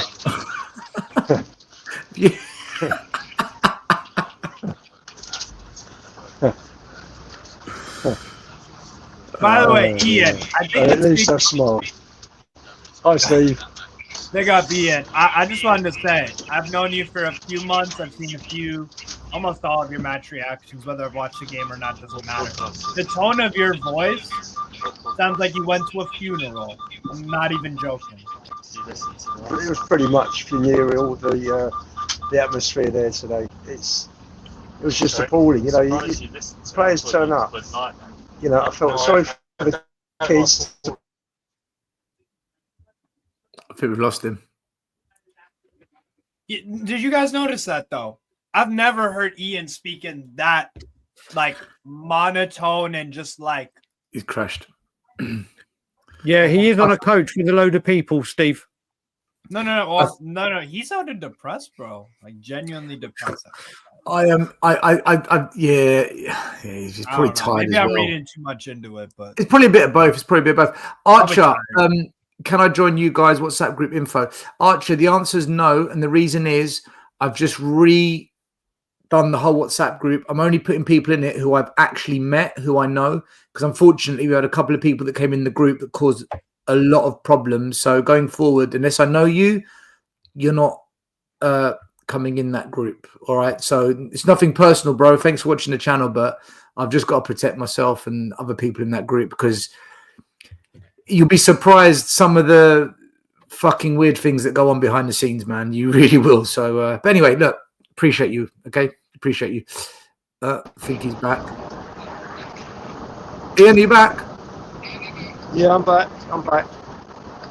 He's showing more commitment and dedication to this than the blooming Spurs players did. Ian is a lovable. He's a lovable guy.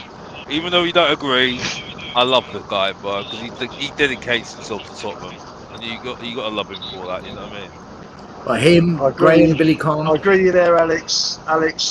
Don't get used to it, mate. Yeah. I do agree with you. Can I just tell you, this is how bad we are with. So I did my bit on We Are Tottenham TV. I'm just going to put him Obviously, on mute when you speak, so we can hear you. I had my bit about Levy, and someone, I kid you not, has put this in the comments. The reason Spurs are struggling with the money for transfers is where is it? Spurs have been putting all of these events on to pay it off. And Levy has said himself that the cost of running concerts, NFL games, has blown out due to energy costs and staff salaries. If that's the case, then why do we turn the floodlights on a match day? This is how bad it's getting now. People will come for people like yourself and me and now say that it's really, really good to have the events, but the energy cost and paying the ushers like the stewards' salaries are what is hampering Spurs' activity. This is where we are now. This is where we are as a football club, that paying the staff, and I'm not talking the playing staff or the coaching staff, the stewards are now, and the energy costs, even though, remember, we have that zero emissions and we've won the lowest carbon footprint. Oh, has Brian crashed? That's what's doing it, people. Don't worry, it's all under wraps. It is now the energy costs and paying the stewards. It makes perfect sense. You know, it's expensive to run those sponsorship electronic digital boards around the ground and those 5 giant size satellite around the fucking planet TV screens we've got in each corner of the stadium, and it's expensive business, man. I feel sorry. Listen, I feel sorry for Daniel. You know, we should do like a comic release for Daniel. I do. I feel sorry for him. He earns £3 million a year. Do you know how hard it is to earn £3 million a year and fail every season? Do you know how difficult that is? Can I ask you guys a question? Have your fan base talked at all about genuinely starting up a new club in the lower leagues? Steve, we can't get 50 people to a fucking protest. How are we going to start a new club? Yeah. I don't think you understand what's going on at this club. I don't think you realise. Because Man United fans did it. That's what that freaking FC different United breed, different breed of fan, mate. Different breed of fan. We're not that fan base anymore. But there's never been a discussion about it or anything. That's what I'd fucking do at this point. Steve, when FC United of Manchester broke away in 2005, my cousin was a financial director. So I know all about FC United of Manchester. Yeah, and they have crowds of 3,000. It's not a small thing. I think they're three levels down from the Football League. They've got a good setup there. But as Stel said, we couldn't even get more than 50 or 60 people at the demonstration. It's a pathetic fan base. And it's funny, the discussion about from 36,000 to 62, we've gone from 1 million to 1 million receipts, match day receipts, to 6 million. And that comments that Brian spoke out just about now, they're struggling. What a load of crap. Serious crap. They make about 30 million times 2 for the NFL. I think that's the stewards covered for one match. That's okay. The stewards are covered. Ridiculous. Pal was on a club tour, stadium tour, and they were told it's 5 times the amount for an NFL game as it is for a Premier League game. That's right. I cry for them. They take 7 million, I think, in balls annually. Unbelievable for failure. Reward for failure. The whole thing is shit from the top downwards.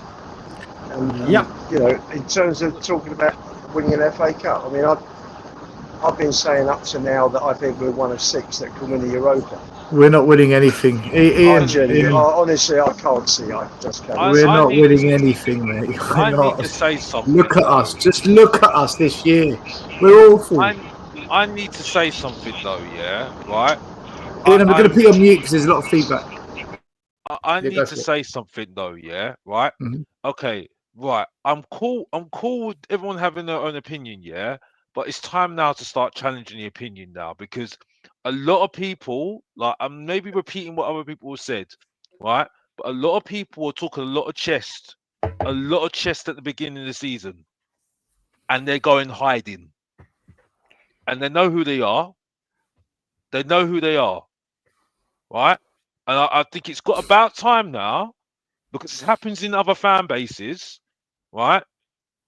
It's hence why the reason why this Levy out thing is never going to work, as far as I'm concerned, because we don't have a conversation, because we have morals when it comes down to that now, for some reason now, because we don't want to debate with other people.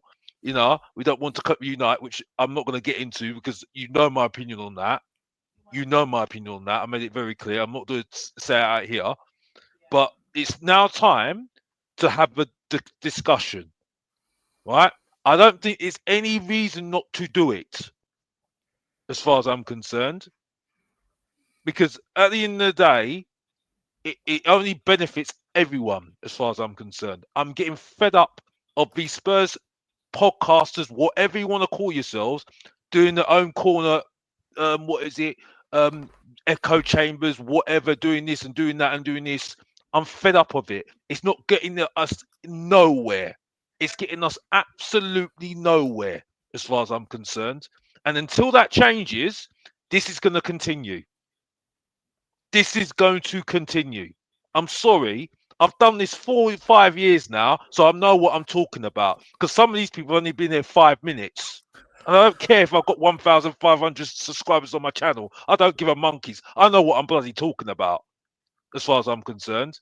And as far as I'm concerned, yeah, if Change for Spurs can do more impact than us YouTubers, and you seen how many people are doing that, and we can't do it on YouTube. That says a lot, doesn't it? And that's all I need to say. So truth hurts, coming from Mr. Box Office, the main event. And that's all I've got to say. Back to you still, I'm done. If you don't know, get to know. And I'm serious, bro. I don't give a monkeys, bro. So you're calling for unity, Alex. That's what you want to see. Bro, the unity thing I don't really care about, yeah, because I've made my position clear on that. I'm not going to talk about it here, right? Because you know what I've said about it, yeah, right? But as far as I'm concerned, I'm fed up that we can't have a debate now. Yeah, I'm fed up with echo chambers. I'm fed up of it. I'm fed up of it. I see it with Arsenal. I see it with Chelsea. I see it with Newcastle. No, I don't know about Newcastle. I see it with Chelsea. I see it with Man United. I see it with Liverpool. I see YouTubers debating each other, and they don't care. They do not care. I'm fed up of it now. Right? It's time to have a conversation, because that's the only way we're going to start changing the narrative at Tottenham right now.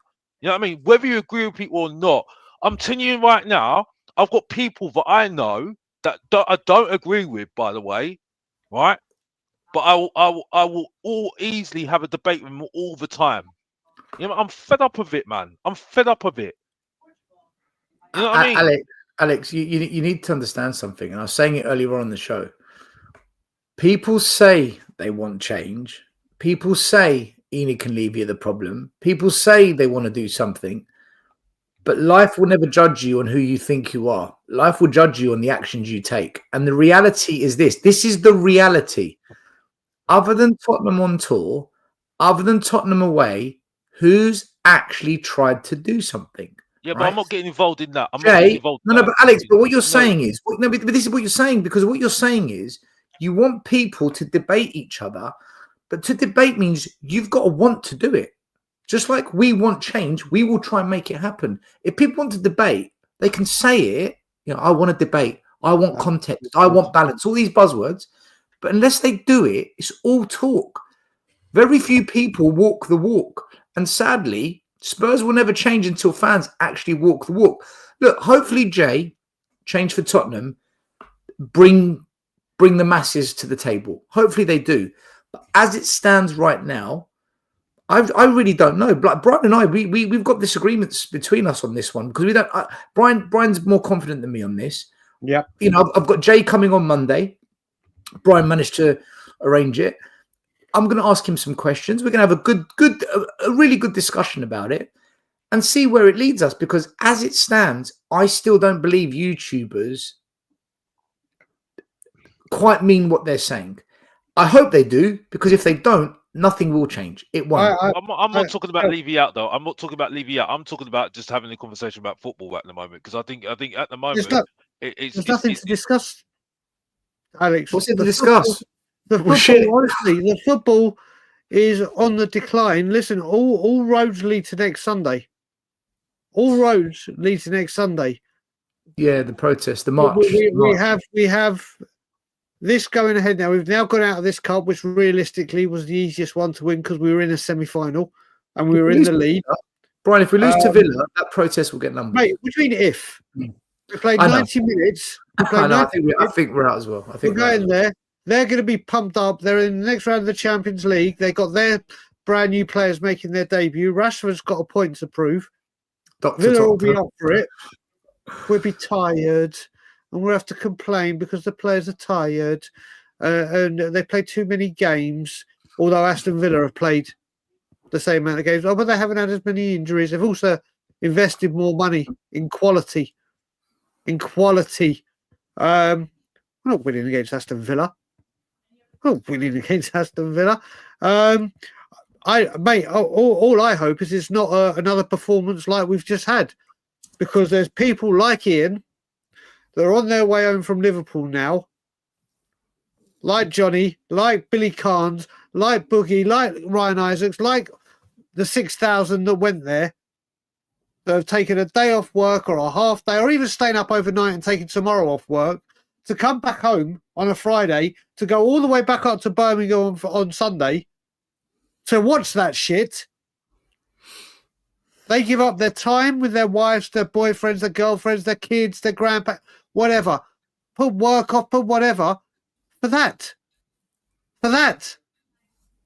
But you're here, Spurs come out and say we apologise and we will learn and we grow. And Alex, you talk about having debates even about football. Our very own players sit there and go, yeah, this is unacceptable. Yeah, we'll come back bigger. We'll come back stronger. We grow. We learn. We must stick together. They do fuck all. Back in the old days, back in the 90s, your Mabbotts, your Calderwoods, your Howes, there'd been fucking rumours and stories breaking out that the players have gone nuts at each other in the dressing room and had a meeting saying that this ain't happening. This ain't going on. And Graham, I left out Graham, who's just joined the chat. There's no chance here. Let's go play Call of Duty, or let's go to our next modelling contract, or let's go to our next endorsement. Let's play FIFA, or if we're really lucky, the host of TV will get to drive the player home, and we all get to watch a nice little interview going, oh look, I've driven you home. But it's a nice little sponsor for Ineos to get in it. There's no football to discuss. There is nothing. It's how shit were we? Did anyone play well? Should this one have started? Done. And now it all leads to Sunday. Listen, Brian, there's quite a few people in the chat asking about the protests. All I'll say to you is this. Come on the show on Monday, 8:30. Jay's going to talk about it. We're going to have a discussion. If you've got any specific questions, put them to Jay and he'll answer them and he'll explain everything. So just come on Monday and you get all the answers and specifics answered for you. Also, Ian, I've got a quick question for you. People in the chat have been asking.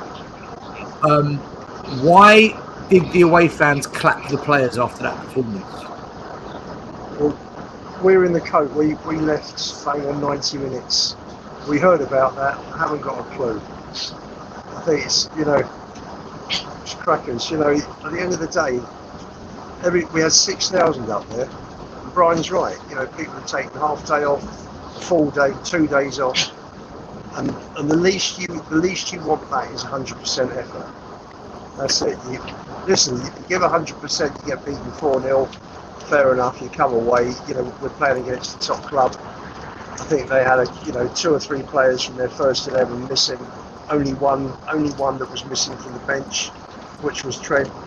They're gonna with all probability, you look at it before a game and you hope that you might do something, but it is hope rather than expectation, obviously. They're a class team. They're going to walk the league, and who knows, probably may well win the Champions League. So you don't expect anything, but what you do expect from the team is 100% effort, and to not have one shot on target the whole match in a semi-final, and to just capitulate like that, it's just pathetic. I agree with Brian. Alex, I know you've got the best of intentions, but I think we've gone past that point now where we're discussing the football with YouTubers. This is all about resetting the whole club from top to bottom. They've had 24 years. It's enough now. They've completely screwed up the club. They built a business and killed a football club. It's not me having a go at a specific one, though. I just want to make it clear. It's not having a go at you know who I'm going to talk about. I don't know if I'm allowed to say his name, Chris Cowley. I'm not having a go at him. I'm just it's just certain other ones. I'm not talking about him, just to make it specific. Alex, you're good, bro. You're good. He's been good to me. Alex, if you want to have football debates, Alex, if you want to debate about the manager, the players, the tactics, and things like that, and there's people that doubted your views and opinions, then my suggestion is this: those that did that, contact them directly and say, right, can we go back to that conversation we had early on the season where you dismissed my thoughts, and have it with them? That's the only way you're going to be able to do with it, isn't it? Otherwise, calling them out on this channel won't do anything for you because they probably don't watch us. Yeah, it's not even that. Right now, and I'm being serious here, and I've said this to you still privately, I'll say it here. Right now isn't even about calling people out. That's the very, very last thing that should be on anyone's.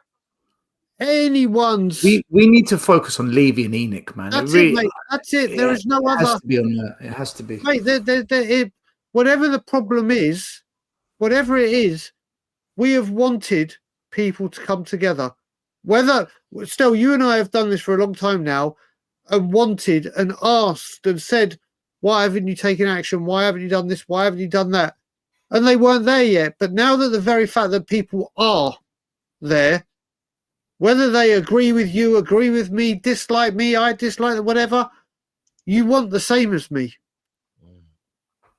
And if it means drop everything, and then once we've got the job done, or once this mission is complete, and the football club has new owners, then job done.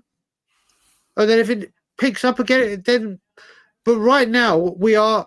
Still, you and me have tried to fight many battles, and we've won battles. We have won the odd battle here, the odd battle there, just with the small numbers of us. Won battles and lost our minds. Yeah, exactly. But we've won battles and built momentum from what we did. Yeah. But we were never going to win the war because we didn't have people, and we wanted people. We're not strong enough. Now we've got the people. Let's try and win the war together. I just think if you're Ange in, you should want to come to the protest because you want Ange to be backed, right? If you're Ange out, you should come to the protest because they hired Ange and they won't sack him. So whether you're Ange in or out, you must have a grievance with this ownership for one reason or another. You're just coming at it from a different angle, but your problem is still this ownership. Look, guys, we're going to wrap it up there because we're going for 3 hours. I'm knackered and we've got to do this all over again on Sunday if we crash out the cup again, which we probably will. But you never know. You live in hope, I guess. Everyone, check out Box Office TV. Check out Tottenham on Tour. Check out Strasbourg Steve TV. Hasbird TV was on earlier. Hotspur Hood TV and all the other guys that were on. Big up to all the super chats tonight.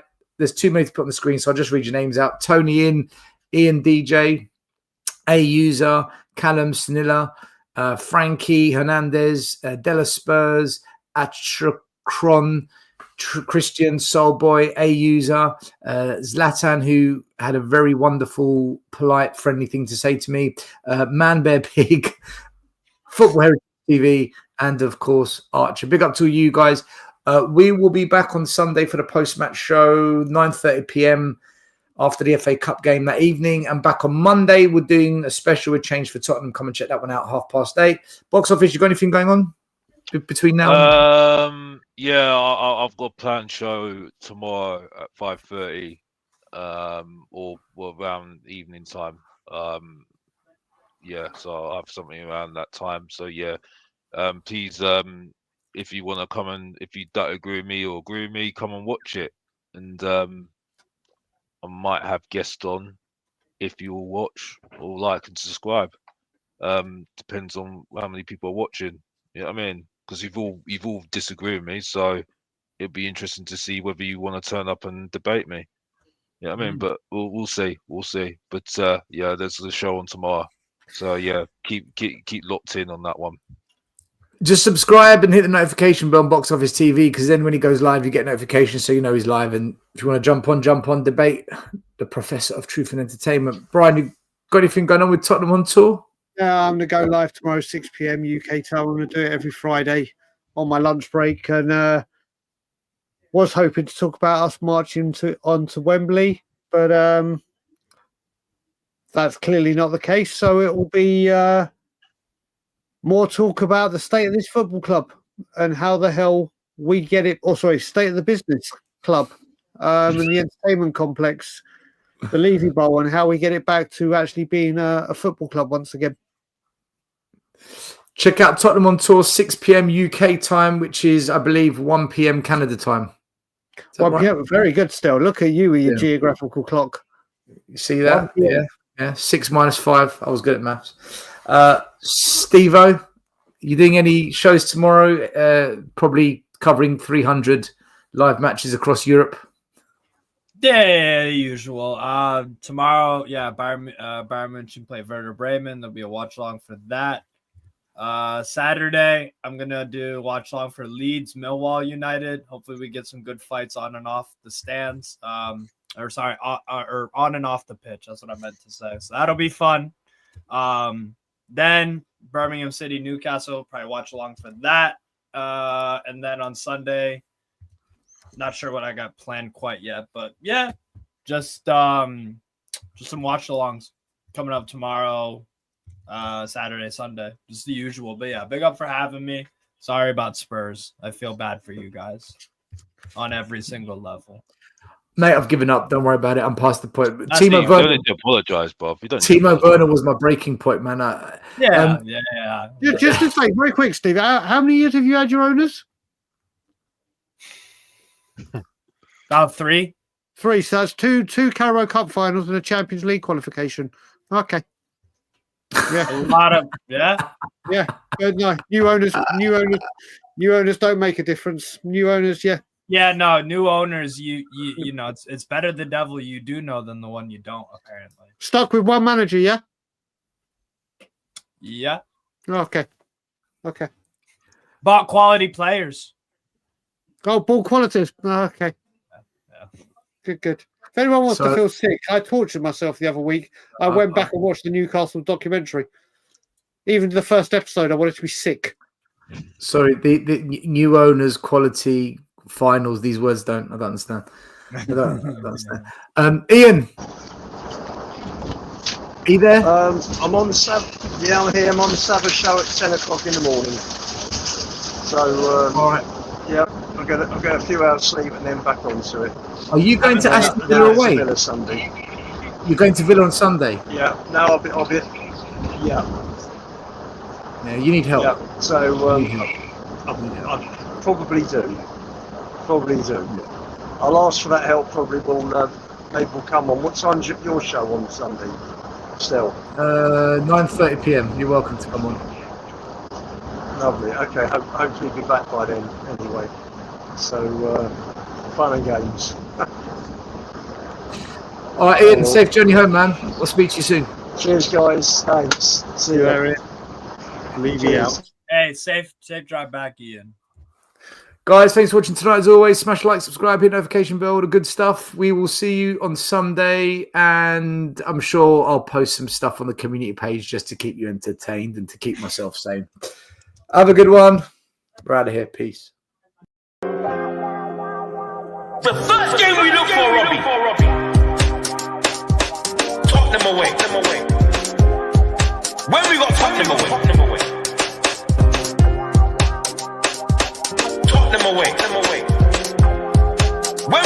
Tottenham away.